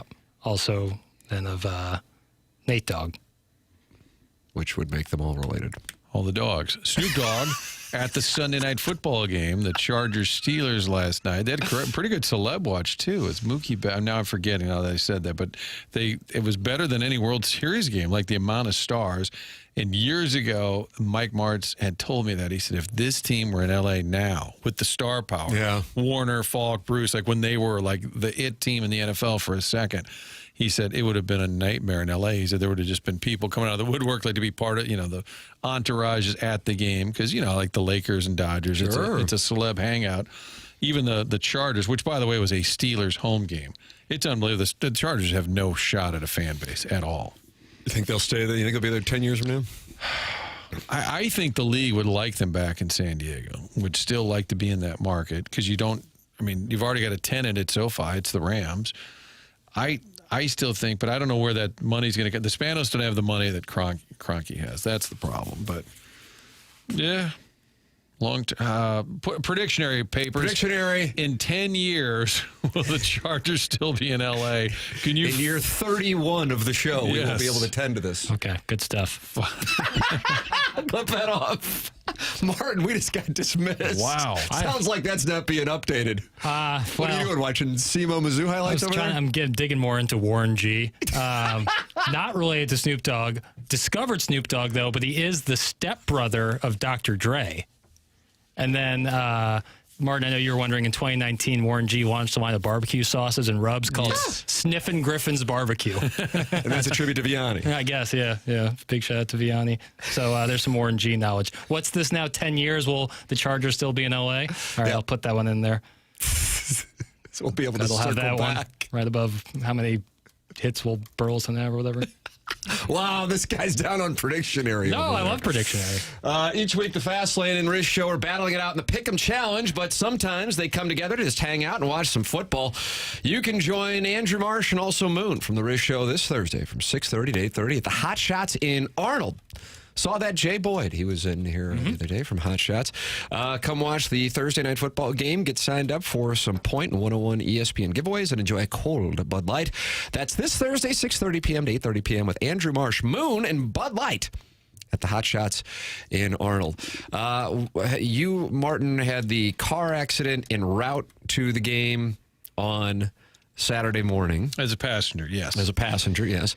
That we drove by, and my wife was willing to stop and help you, whereas I said, under no circumstances will we stop. It looks terrible. I hope he's okay. Let's go. We got to get to the game. Got to get there. So then I'm getting ready to leave. I think it was after A&M scored on another one of those, God only knows, touchdowns where Missouri sent everybody and said, all right, that'll do it. And everybody at that moment's heading up the ramp to head out. And my wife's good to go. My 8-year-old's good to go.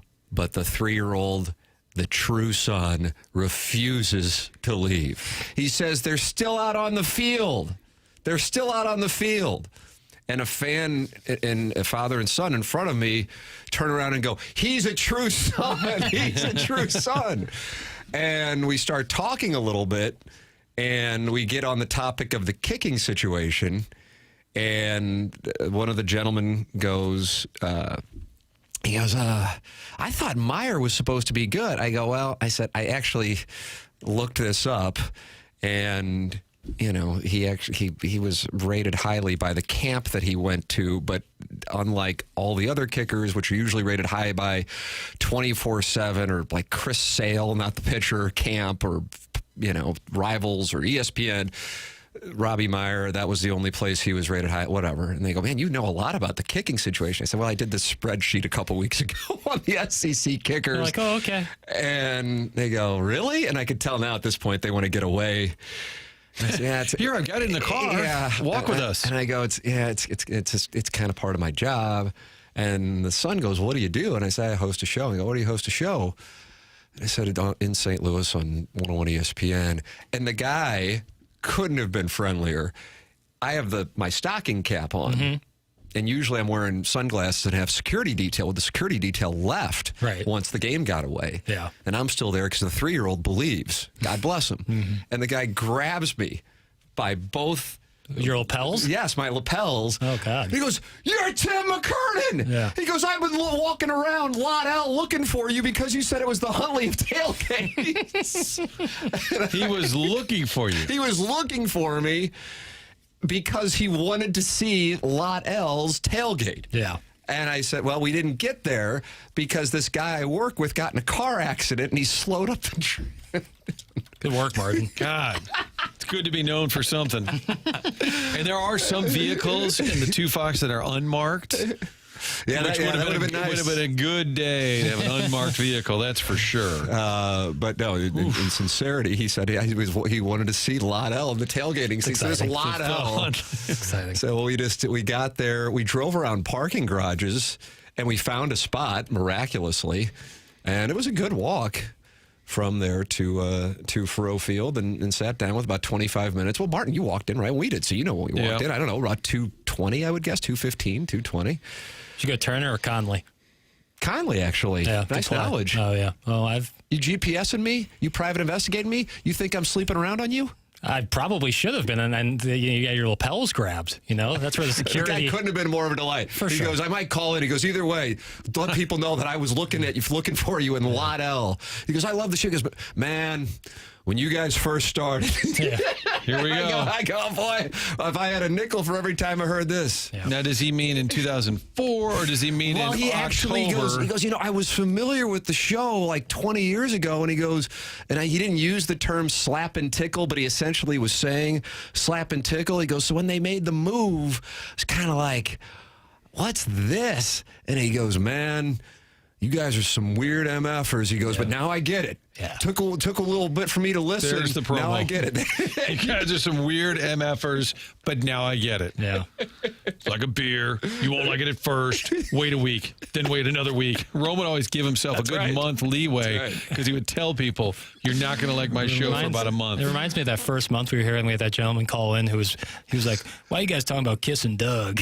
It was like he didn't really understand the program. Well, the event Doug and I had together on Thursday night, I said, all right, Doug, when did it get so naughty? He's like, I don't know. I don't either. I honestly don't know how that happened. I said, when did you become the Khakied Smoke Show? And he's like, well, I still don't know, to be honest. None of us do. I have no idea. Weirdos. Does Doug, listen, guys are attracted to Doug. And if I complain about it, then it makes it sound like I'm jealous. And maybe I am jealous. Maybe this is a meta play. The Dover Soul. I got to meet Tim on Saturday. Va va va voom. Talk about a looker. It was the highlight of my weekend. That's from the Dover Soul. That did happen. I was sitting there with my family, I think at halftime. Gentleman comes up to me, and he's just kind of staring and saying, what's up? And I'm like, God, is this one of those weird spots where I know the guy, but I don't, but you never know. You know what I mean? I'm sure you've been dealing with this for 30 years because, but with television. But you had a jersey on that said McKernan, and then on the back it said number 1. No, that's not correct. Not Alubide. That's correct. McKernan. That's correct. Number 1. I have a jersey with 8 for the number of credit hours I have left, and then I have number 1, which is my own self-ranking. It just depends on my dad's. What's really awkward is if somebody... But it was the Dover Soul. Dover Soul is a But if pleasure somebody seeing. knows you from your neighborhood or your kid's school, and they don't know even what you do, and they're like, hey, what's up? You're like, hey, thanks for listening. Like, I'm sorry? Oh, thanks for watching. Like, oh, no, I actually your kid goes to school. And like, oh, so you weren't saying. That was, I think, producer Joe, I mentioned, we brought it up once where somebody said, hey, love the show. It was a waiter. And we were leaving, so I went over. I said, excuse me. Like, I think I followed him towards the kitchen. I said, do you mean TV or radio? Because at the time, I think I was wondering, wait, this radio thing's not really going too well. So I thought I'd better do a little this is years ago. Do a little vetting with the person who said it. But yeah, it can be awkward if they're like, hey, what's up? Or like, hey, how are you? I know. Listen, it's always flattering, even if they're MFing me. I don't care. Thanks for listening. But yeah, you walk that fine line. But the best one was that my 3-year-old would not allow us to leave. He said, they're still on the field. And I said, all right, we'll stay. Maybe they'll come back. And that's when he got coronated a true son by a gentleman who, as it turns out, and I'd been talking to him throughout the game, was looking for me in Lot L, which, Jackson, is the Huntley of tailgating in Columbia, Missouri. That's what I've heard. I mean, I'm telling you. I haven't been, but that's what I've heard. I saw all those people pouring in, Tim and his family, just people excited. Everybody's wearing black. It's such a great setting. That's why I just wish for the Mizzou fans. And I hate when you say to a coach, what would you say to the fans? But I do feel like right now Drinkwitz has beaten the drum, got people excited, and they've won a lot of recruiting wars. They're spending money. They're fundraising. I do think for that fan base, you just deserve, nobody deserves anything, but they just deserve like at least a breakthrough win somewhere. Well, the last few years, it's just been elusive. Yes, you stack up wins, go to bowl games, but that, beating a Nebraska back in the day for Pinkel, beating Oklahoma 2003, back Oklahoma, in the day, 2010. yeah, just getting that signature type win, it has been elusive. And it's interesting because so much was riding on, I felt like Drinkwitz's status. If he beats A&M, that's going to be a huge national story. A&M knocked off. Who beat him? Oh, Mizzou. And their coach is jumping around, probably carried off the field. Whatever would have happened, his stock would have been sky high. And all those coaching searches, I don't know, we weren't sure about that Missouri guy, but I don't know. Look what they just beat it, because everybody's so fickle. These ADs, these school presidents, they're like fans. So it would have changed everything. And now you've got a Missouri fan base, at least in some sections, God, I don't know, is this guy ever going to win at Mizzou? It's just one game, albeit a game they were expected to lose. The culmination, though, of the big three, Bama, Vandy, A&M, and you lost all three. Yeah. And I don't know enough about the national perspective at Florida, LSU, Penn State, wherever, if they were ever serious and if this now changes it. If they had them third on their list and now they bump them down to sixth or whatever their rankings are. But I feel he's less likely to be offered a big-time job. But if he is offered one of these, if he's the second or third choice, he might be looking around and saying, all right, people don't really think I'm doing a good job. There's a little more noise coming out of this than there typically is for Drinkwitz. That's correct. And I think the issue, Gabe said, I don't think if you were wanting to hire Eli Drinkwitz, what took place Sunday would change your mind. And I actually agree with this, but please follow me on this. I agree if you're the athletic director or the president or chancellor at take your pick of whatever school may have wanted to hire him or may still want to hire him, by the way. The issue, especially in 2025, is can you get this guy to the podium with your NIL supporters, boosters, and fan base on board? You might think you have the right guy. But if you're going to one of these SEC schools with openings or Happy Valley, are they going to be excited about it? That actually matters now more so than even 5 years ago because of the importance of having people and donating money to build the roster. That, to me, is the biggest issue. People might go, yeah, his record at Missouri is whatever against top teams or even teams with a winning SEC record. But people may sit there and go, yeah, he's done an incredible job at Missouri, even with that record. We believe when he gets the resources here in Auburn, Baton Rouge, Gainesville, Happy Valley, that he's going to be able to take it to another level. That's great. That may be the case. The issue for them then becomes if the boosters and the fan base isn't on board, then you're going to have issues with raising money. And right now, if I'm one of those 4 schools, I can't imagine, if I'm a fan, that he would excite me as a hire. You're welcome to give your thoughts, 314-399-9646. That's how you can text in. You can call in, 314-974-0101. Callier and Thompson phone lines. And then you've got the Michelob Ultra YouTube chat, youtube.com/TMASTL. Design, Air, Heating, and Cooling email today coming up at approximately 10:45. This is TMA 101 ESPN.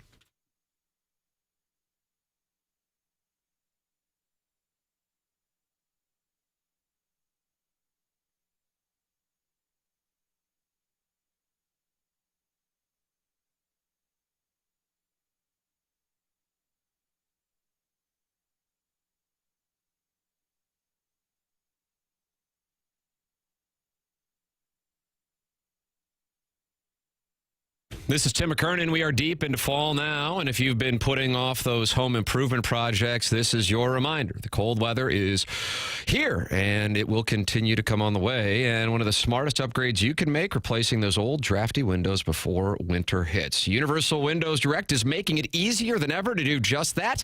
Right now, when you buy 2 windows, you get 2 free with no limit. That alone is a great deal, but it gets even better. You'll also get 36 months of 0% financing with equal monthly payments, same as cash, and a $1,000 bonus off your project. These energy-efficient windows are made to perform. Their exclusive Super Spacer technology helps seal out the cold and keep the warm air in, so you're not overpaying to heat your home through the winter months. It's Universal Windows Direct. Call 314-334-2522 or visit universalwindowsdirect.com to schedule your free estimate. Buy 2. Get 2 free. Energy savings, comfort, and serious value. Like me, you'll be saying, I love my windows.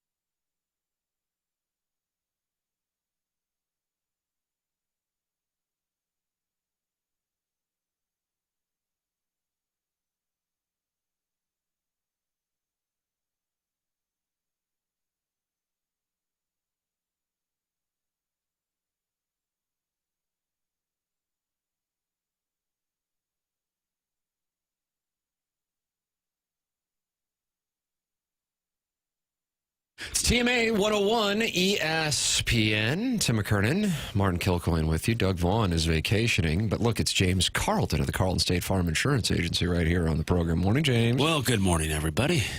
How are you doing? Because Jackson's been playing somber songs. It was odd. I thought there was a lack of a vibe going into the game. I thought that was the worst home crowd from a vibe standpoint all season. And I think it has a lot to do with all the silence coming out of the drink camp. This isn't apples to apples, but we've all been leaders in some capacity in our lives. And if those people we're leading have no idea, if you're going to be around or they going to have a job, et cetera, here in the short term, I think that's a distraction. And I think it definitely played out on the field. Okay, so that was, I never finished my reasons for the wide delta that I had going into the game, and we haven't talked about this part. Number one, certainly Matt Zollers. I thought it could be a monstrous upgrade from Bo Prabula with the passing game. Mm-hmm. But, of course, there's risk that he's going to be no good, and he was no good. Then there also was the mindset of the team. Are they going, yeah, we're probably done? Kirk Herbstreit brought that up. He actually mentioned Missouri. He mentioned a couple of other teams, too, teams that lost last week or their last game and how they would perform. He specifically mentioned Missouri as one of those teams because teams can check out. Might not like to hear it, but that can happen. And then what Missouri also had going on in addition to that is the coach. Yeah.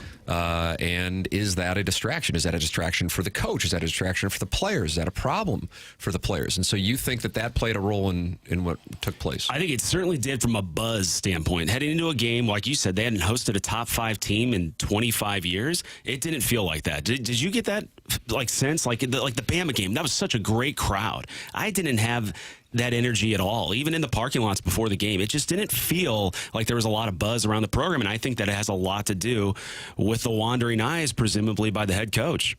Do you think it has anything to do with Mizzou fans kind of assuming the worst at this point? Like, well, we're probably not going to win this game. And Bama, they're like, oh, maybe we're going to do this.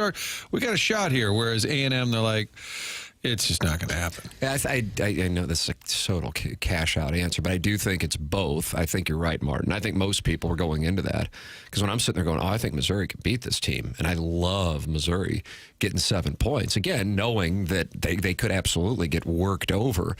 But my reasoning, and I don't walk out of there going, my God, A&M's a force. Now, if all you do is look at the score, then okay, be my guest. But that's not there are like 12 teams who could win the national championship, like truly 12, not just because that's the number in the college football playoff. So they could win it. But I was way more impressed by Alabama than I was by Texas A&M. God help Missouri if they would have had Matt Zollers out there against Alabama.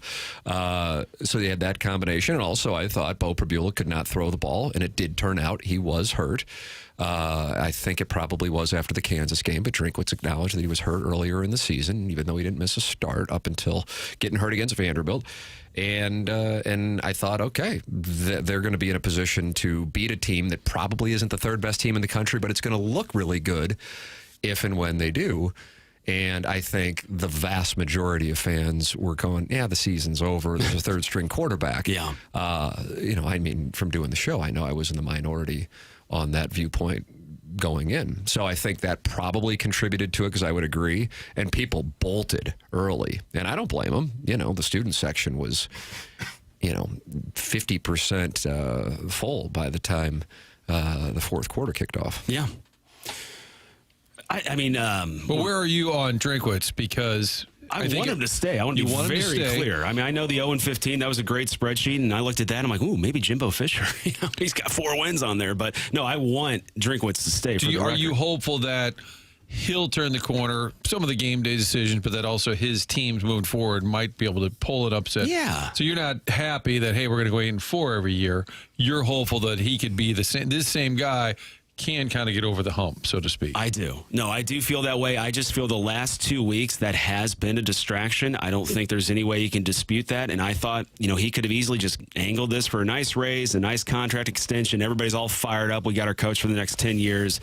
And that energy, I think, would have been a lot different. At least that's just my perspective from that day. I agree with you, specific on that point. And also, just because I'm the one who provided that information, I keep saying this, that does not mean I want them to move on or I want him to move on. But what I am presenting is he has gotten Missouri to a place where, okay, you've taken these steps to get up there, but at some point you got to beat a good team in the conference. And to date, he is 0-15. And then people go, well, yeah, but it started in 2023. Okay, well, then he's 0-8. Yeah. And unfortunately, and I'm not even including the Kansas State game that Martin astutely brings up, holy crap. I think everybody who follows the program closely goes, that was the turning point game. If you could take yourself back to that point, that was the game. It's like, okay, if they lose this, oh boy. Yep. But if they win it, they had Memphis and St. Louis the following week. They might have had another butt-ass. And then they had LSU. And you could have some real momentum going in there. So you got to get that Kansas State game, and they did. But before Mevis kicked the ball, there was a delay of game penalty. So you have that. I kind of like my opinion on Missouri being able to beat Texas A&M. I feel like I'm kind of I don't want to say voice in the wilderness. I just don't think it's getting near as much attention as it should, which is the 3rd and 10 play call of having Zollers, who's hurt, throw, which is a slow developing play too, not a quick screen on 3rd and 10.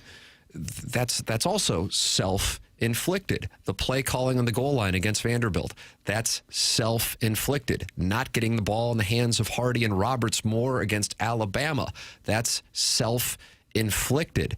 You've had bye weeks going into A&M last year, Alabama this year, A&M this year, and these are the game plans you roll out? Right. But that doesn't mean fire him. You see, there's nuance. You don't just see something you don't like and fire people. Clark Lee, in my spreadsheet research, an absolute dumpster fire. I don't know how many people are even paying attention to Vanderbilt football, but he's been there since 2021. Clark Lee was 2-10 in year 1, 5-7 in year 2, 2-10 in year 3. That would usually be, okay, we're going to whack the guy. They stick around with him, and now Clark Lee, who knows? I mean, he's either going to be a god in Nashville or he's going to go to one of the most glamorous programs in college football. I am all for programs giving people time. But I also have a responsibility to dig into the numbers and go, okay, this isn't a real positive indication. And so if you're going to sit there and tell me about 10-win seasons, I'm going to look into who the teams are that they've beaten to get to these 10 wins. And when you get that, it adds a little context. And when you look at the losses against the great teams and you see some self-inflicted wounds, whether it be on coaching or decisions made by one of your underlings in the coaching staff, that's a problem that reflects on the CEO. And the CEO of the program is Eli Drinkwitz. And I think the issues with Kirby Moore and the play calling that have been brought up several times, it goes back to, as Tim's saying, that goes back to Drinkwitz. And I don't know. I think they're pretty tight, those two, Kirby Moore and Eli Drinkwitz. But I think there's going to be, if Drinkwitz is staying, I don't know if that involves an extension. You can laugh and say, what? But that's kind of the climate we're in college sports. Is he going to look to make a change there? It's big-time sports, and I think that's a topic that has to be discussed. If I'm Laird Veach, I think I'm sitting in the room saying, all right, what are we doing here? It seems because when this season ends, or maybe before it ends, keep an eye on Marquise Johnson, Olugbide, all these guys who've got to be fans are frustrated with the offense. How'd you like to be a premier receiver that's not getting the ball at all? Marquise Johnson got practically benched on Saturday. Yes, that's correct. He's nowhere to be found for most of that game. And then Coleman, who came here for 1 year, but you thought he'd put up bigger numbers. I mean, he had a great September. What's interesting is on Power Mizzou, and again, take this with a grain of salt, but one of the posters said that from inside the room, they were hanging out with a player's parents, is that Drinkwitz has been calling the plays full time for the last few games. I mean, and a few other people seem to corroborate that on the post exchange. So if that's true, then I think there is some severance between that relationship and him and Kirby Moore, but it certainly hasn't been any improvement. And with Matt Zollers, I haven't played any high-level football in my life, which is great for sports talk radio, I'm sure. But it's actually required. You put Matt Zollers in there in the middle of the Vanderbilt game playing some backyard football, you look great. It's kind of like if I gave Tim a live read and just gave him some bullet points versus a whole script. Tim's going to run with it just with some bullet. Maybe, did they give him too much in this bye week? I mean, he looked like a completely different player. Totally different guy. Couldn't agree more. They don't throw it over the middle. I would have liked to see him roll them out and just have some tight end screens just to kind of get him comfortable. Yeah. Screens in general. I mean, that's how A&M did it. A&M wasn't throwing the ball downfield. That's a guy who's in the mix for the Heisman Trophy. I mean, they were methodical. Who started plenty of games for A&M last year, much less a true freshman. I don't know what to say. But again, where Missouri is in especially 2023, 2024, and 2025, when you look at that building, and I know you've been going there plenty of times, versus where it was in 16, 17, 18, night and day. 19, there is momentum. So I'm not saying fire him. I'm just trying to add context to the situation, because I don't excuse away things by going, well, A&M's got more talent. Okay. Alabama had more talent too, 3-point game. Did that mean Florida State's got more talent than Alabama, the same Florida State team that got worked over by multiple teams in the SEC or ACC?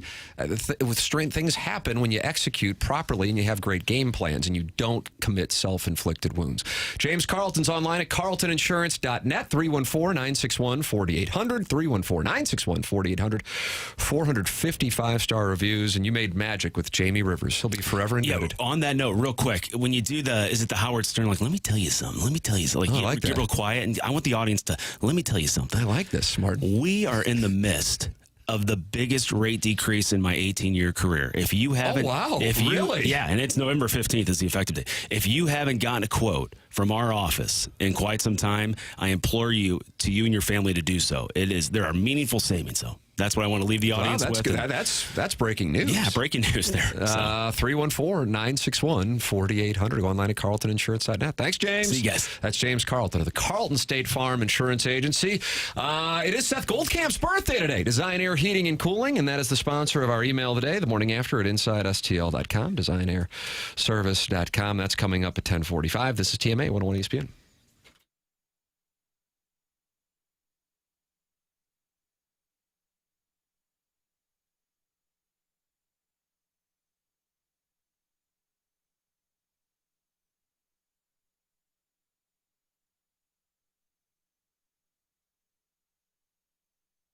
Hey, St. Louis, the countdown to Thanksgiving is on, and our friends over at Lee's Famous Recipe Chicken and Hot Shot Sports Bar and Grill are teaming up with Coca-Cola to support Operation Food Search. Now through November 21st, you can drop off non-perishable food items at any Lee's or Hot Shots to help families in need right here in St. Louis. There's a lot of locations between Lee's and Hot Shots. All you got to do is bring non-perishable food items to help out our community. And those less fortunate around the holidays, this is a perfect time to do it. Help out those who are less fortunate. And if you donate, you'll get a free Coca-Cola beverage plus a chance to win gift cards and hockey tickets. Give back, feel good, and make a difference this Thanksgiving season with our friends at Lee's, Hot Shots, and Coca-Cola. Again, now through November 21st, drop off a non-perishable food item at any of the Lee's or Hot Shots to help families in need right here in St. Louis.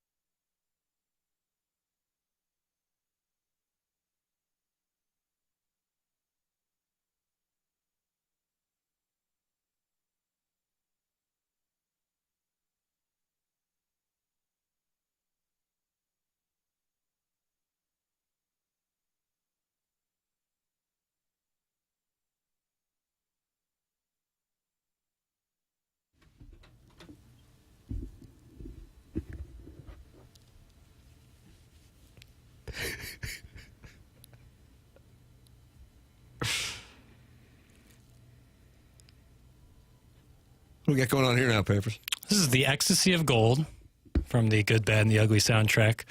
Today would have been Ennio Morricone's 96th birthday. He passed away in 2020. He did the Mission soundtrack, I believe. You ever seen that movie? I have never seen the Mission. Robert De Niro? One of the all-time greats in terms of iconic scores. They would play this before we would start the World Series of Poker main event. Really? This was but I figured you weren't aware of that, and this was probably a famous score. Yeah. A few, the Modelo ads use this all the time. Yes. I assume the estate of Morricone is doing real good. I would hope. A handsome payout for you being able to use this? I mean, Model's been using it 15 years on top of, its early 1966 release. They play this before every Metallica concert. Yes! That's from The Big Show. Is that why you played it, Jackson? No, again, today would have been 96th birthday for Mr. Morricone. Stephen Time is giving you a 9.2 out of 10 on your return music today. That's nice. It's pretty good. Mr. Licks wants to know how you want to handle the bet because you bet him $50 that Missouri would win 2 games. No, first of all, what happened, and this needs to be said. What Mr. Lick says is Missouri will not win another game. I said, would you like to bet on it? And immediately when pressed about with money, he said, okay, over-under is 1. So I did agree to that bet, and they have won the 1 game, so we're currently at a push. Right. 3 more games to go. Has he sent you the $50? He did, for whatever reason. But I don't know he's saying why. he wants it back because he's believing that you will end up with That's a fine. push. But let's wait and see. If they don't win another game, I'll send him the $50 back. Well, what would that look like? They just kind of tanked. That would be fine. No, it wouldn't be fine, but in terms of the bet, I would send him the money back. It's totally cool with me. But the idea that that I bet him I bet him that they would not win another game, and he was wrong already on that. But I agreed to it. So that's the genesis of all this. Do you feel like you should send him the $50 because in this 3 weeks' time he could probably turn that $50 into $5 million with his investment strategies? If the difference between him making that money is me sending back that $50, he should never have it in the first place. Now you're going after his private equity. Yeah, well, that won't be the first private equity I'll go after. Oh, is that right? Yeah. I didn't know that was one of your things. I didn't know that was a kink. Snatching chains. Now, we notice texters sometimes will send the exact same text, multiple. That's right. But I got to give Hal in Hillsborough credit because he has changed. It's the same theme, but he's written it differently a couple times. Who cares about that dude's birthday? Today is the 50th anniversary of the wreck of the Edmund Fitzgerald. Was that Gordon Lightfoot? I played that song like a week or two ago. The bell chimed 29 times for the sons and the wives and the daughters. Did you say who cares about Morricone's birthday? That's what he said. Kick rocks. He really wanted you to acknowledge that it's the 50th anniversary of the Edmund Fitzgerald. Especially with my some perceived anti-Italian 7 o'clock hour. I can play the audio back for you if somebody teaches me how to play audio. But here I am championing Italian artist, a legendary Italian artist. So who's to say, where are those haters But now? I mean, could that have been your PR firm instructing you to play only Italian artists returning from break so that my wife and her family and many of our great friends on the Hill don't come after you and ask for, demand an apology on, again, Twitter, please. No, that would be... using the Notes app. No, that would be inconsistent with my public itinerary on every day where I do talk to that PR firm. Immediately after the show, I do some correspondence with them. They give me a little wrap up, and yeah. Yeah. Are we doing drops on the show anymore? Only on days when Charcoal's in a good mood. That's from Big Tough. It's sometimes tough to play drops in the midst of somewhat serious sports conversation. It's tough for Tim to do his thing with the spreadsheets, then me play That's right. Frank, Big Johnson, Little Ego or something, whatever it was. it's all about time and place and picking your spots. And Monday is a big chop it up sports day. So the tone was a little more real journalism today. Yeah, what do you think about that? Real sports Mondays on TMA. Second Bundesliga. How about that? Yes, I'm a gentleman. I prefer a man to rub me down. Producer Joe, here you go. Thank you. Thank you for the delicious fries. I'll tell you what, I'm excited for this Brewers series. Charlie Marlowe, AI, but in studio on Friday. And got a great reaction from Of folks. course. A delight. People were fired up to see Chuck, as were we. Licks needs the money back because daddy-in-law lost a lot on the Mizzou Texas A&M under. That's from the Warson Woods Wacko. So now that you know that he needs the money, can you get him that $50 back? No, I think he shouldn't have sent it in the first place. I don't know why he did. We were at a push. He sent the money. I didn't get it. It's not like I stole it. Hey, Jackson, fun fact. My wife's uncle was Ray Liotta. Thanks. It's from Bricklebottom. No way. You want Wife's Bricklebottom to call uncle in? was Ray Liotta? Yep. Wow. Rest in peace, a legend. That's incredible. That's touches of greatness right there, Martin. I often quote, was it the word rhymes with bucko? Yeah. When I'm in the car. I think it was actually the guy who he ended up hitting. He said, "You want some blank?" Right. And then Ray Liotta pretends to beat the hell out of him with the butt of a pistol. Some of this? And Lorraine Bracco not turned off in the slightest by it. In fact, turned on by being handed the bloody gun. Spoiler alert.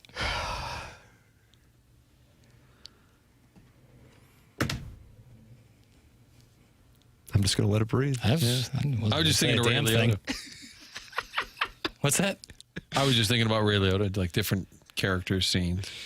It's a shame he never worked with Scorsese again after Goodfellas. What was it? The Jeff Daniels movie? He was the bad guy in that, like a psycho. And he throws a chair through like the sliding glass door. Was it After Hours?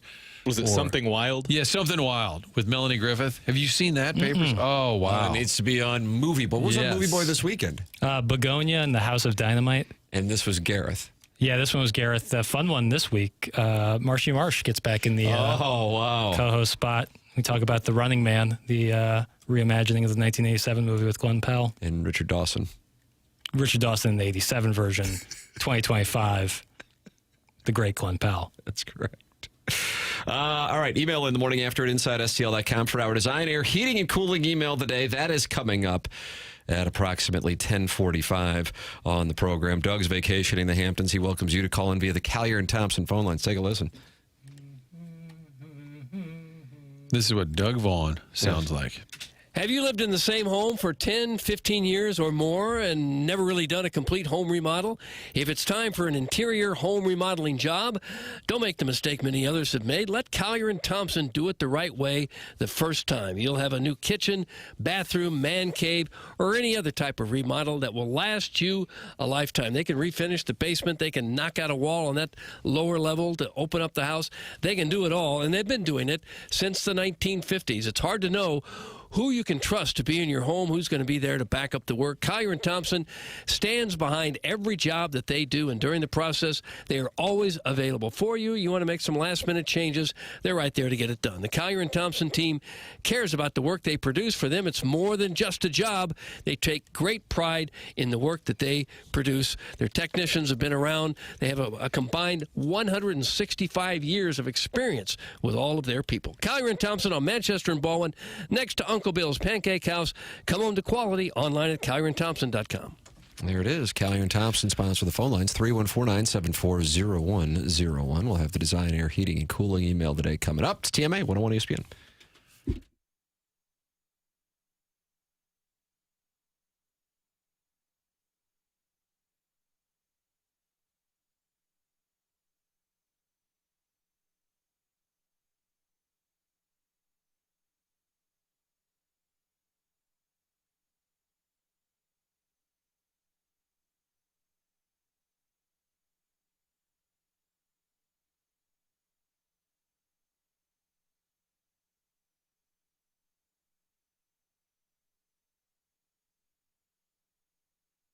Has your car's warranty expired or is about to expire?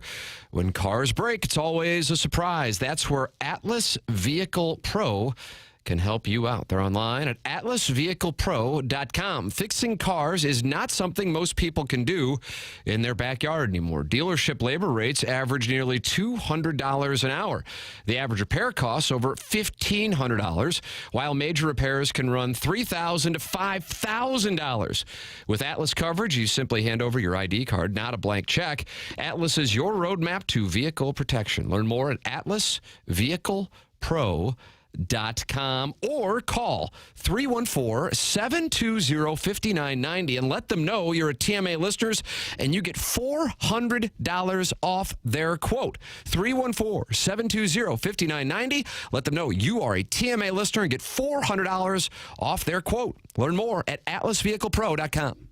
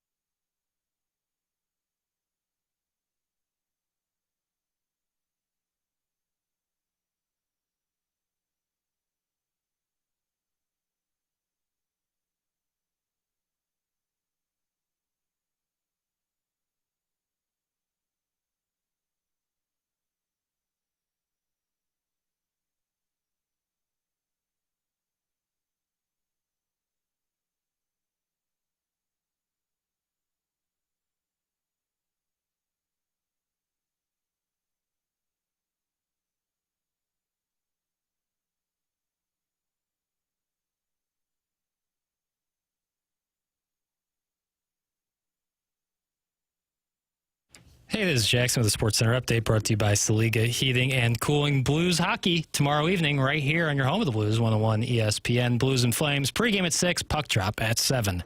That was another Sports Center update brought to you by Saliga Heating and Cooling, a Daikin heating and air conditioning dealer.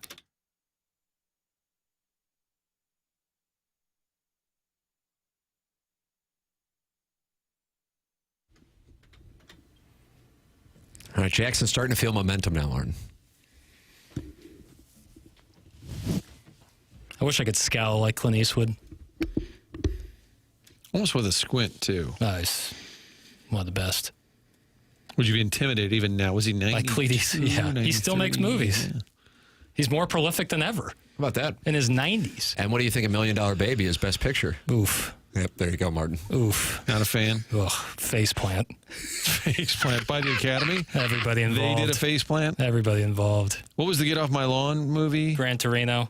Good movie? Ooh. It's not my favorite of Clint. Wow. It's not my favorite. Well, what are your favorite? You Good, Bad, and the Ugly is way up there. Okay. Fistful of Dollars, Dirty Harry. I liked his movie last year, Juror Number 2. It's really good. Mystic River. Escape from Alcatraz is probably bad. Mystic River, Bee's Knees. Yeah, Sean Penn in Mystic that one. River, Bee's Knees. Martin, have you seen Mystic River? Yes. Boston? Oof. Yeah. Oof. Right. Yeah. I'm forgetting some of the details. Mystic That's my River, daughter. brother. Is Affleck in that one or no? No. You're thinking of Gone Kevin Girl. Bacon is in it. Tim Robbins is in it. Sean Penn, Sean Laura Penn is in Linney, it. Laura Linney. Lawrence Fishburne.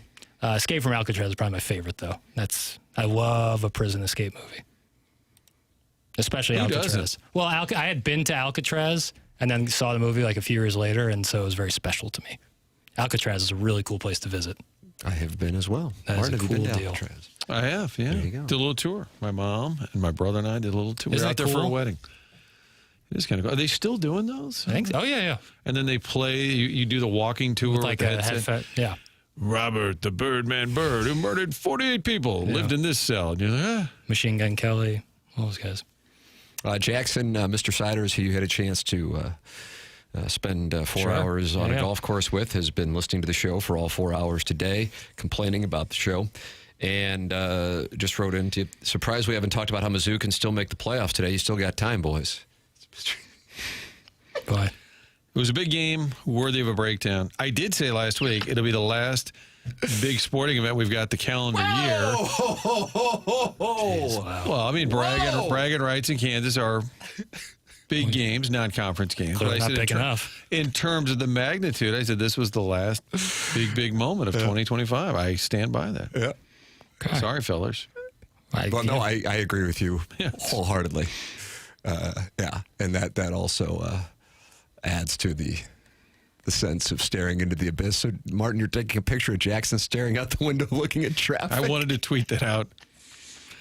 I see two big games in the year 2025 year of our war. Minnesota showdown? No. Well, I'm not even going to include that, even though I could. Are you talking about basketball? Clem Haskins. Yes. I'm Mizzou talking basketball? about basketball. Yeah, but it doesn't have them. I mean, it'll be fun. They're big games. It's nice if you beat Illinois. Bragging rights is Kansas, of course. Play that bright side. Okay. But it's not going to have the magnitude of a game that could get you potentially into the college football I agree with playoff. that, but doesn't mean that it should be But life poo-pooed. isn't over. There's some big Blues games, I'm sure, ahead. And SEMO's going to knock somebody off. They're scrappy. I'm sure there's other great sports. How about this? Iggy is in the Michelob Ultra YouTube chat, and he correctly points out that Gobble Bowl is in 2 weeks. There you go. Thank you. There Three. it is. I got three big events. I count three.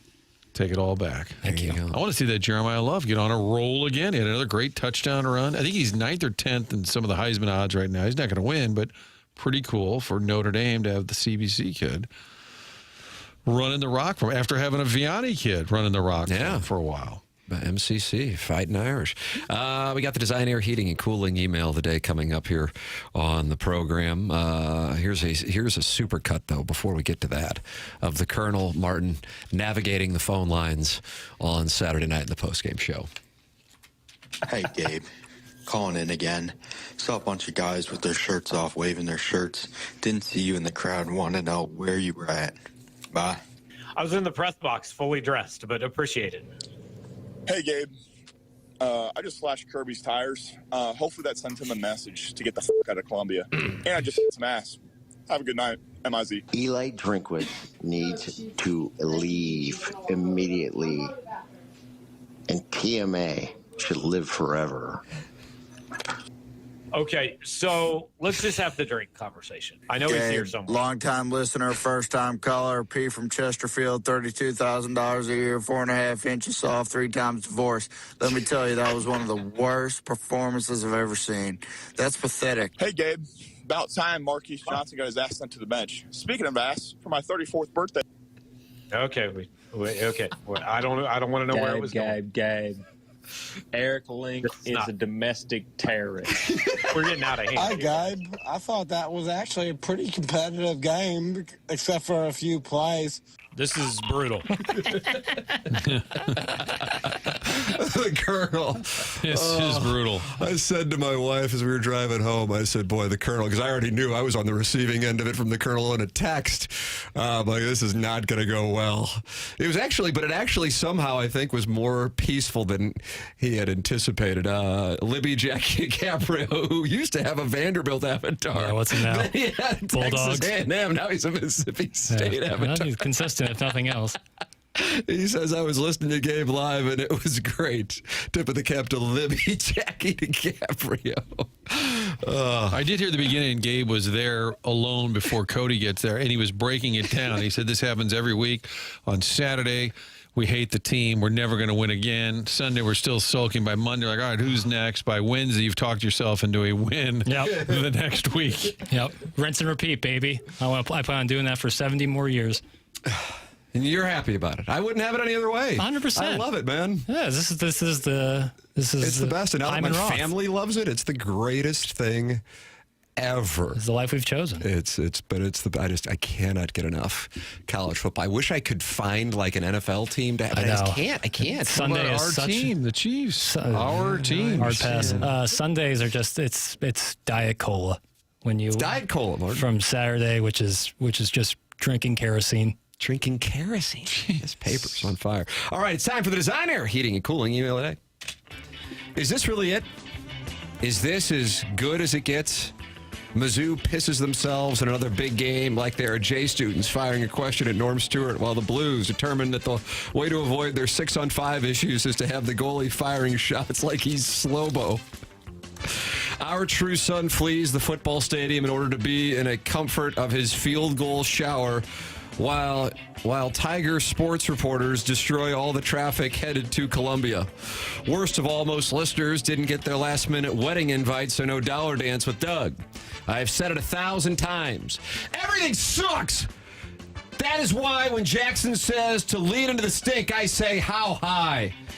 Shooter McGavin, the vice president of the anti-Antlers, we will start jeering at the Antlers at the Illinois game.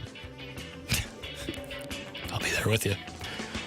Doug's not there, but I don't care because I want to mess up Martin's hair. We could make love all night long, bumping bellies to Barry White songs. That's from Potty Mouth Midge. Now, did Midge add Potty Mouth? Because last week I believe there was just Midge. Is it the same? Potty Mouth is new. Yeah, okay. Potty Mouth Midge. Lauren, just wanted to let everyone know that today marks the 6-month anniversary that makes me more uncomfortable than Rockio being forced to read an ad for a golf tournament promo where the putting green is quote-unquote free. This infamous day is known as the Lee's Fried Chicken Mother's Day Foot Rub Proclamation. Oh, we have a new sponsor and they want me to cut a promo that ties Mother's Day with fried chicken. No problem. It haunts me. It absolutely haunts me and my family to the point where I can no longer even look at my mother. Between the chicken ad and hating dogs, I'm done. I mean, of course I won't pet your dog, but let me pet my mother's hooves. Love me, that's from The Need for Seed. Weird. Jackson, I didn't know it was the 6-month anniversary. I don't necessarily keep like a calendar of such events, but that makes sense. Spotlight, not kickoff.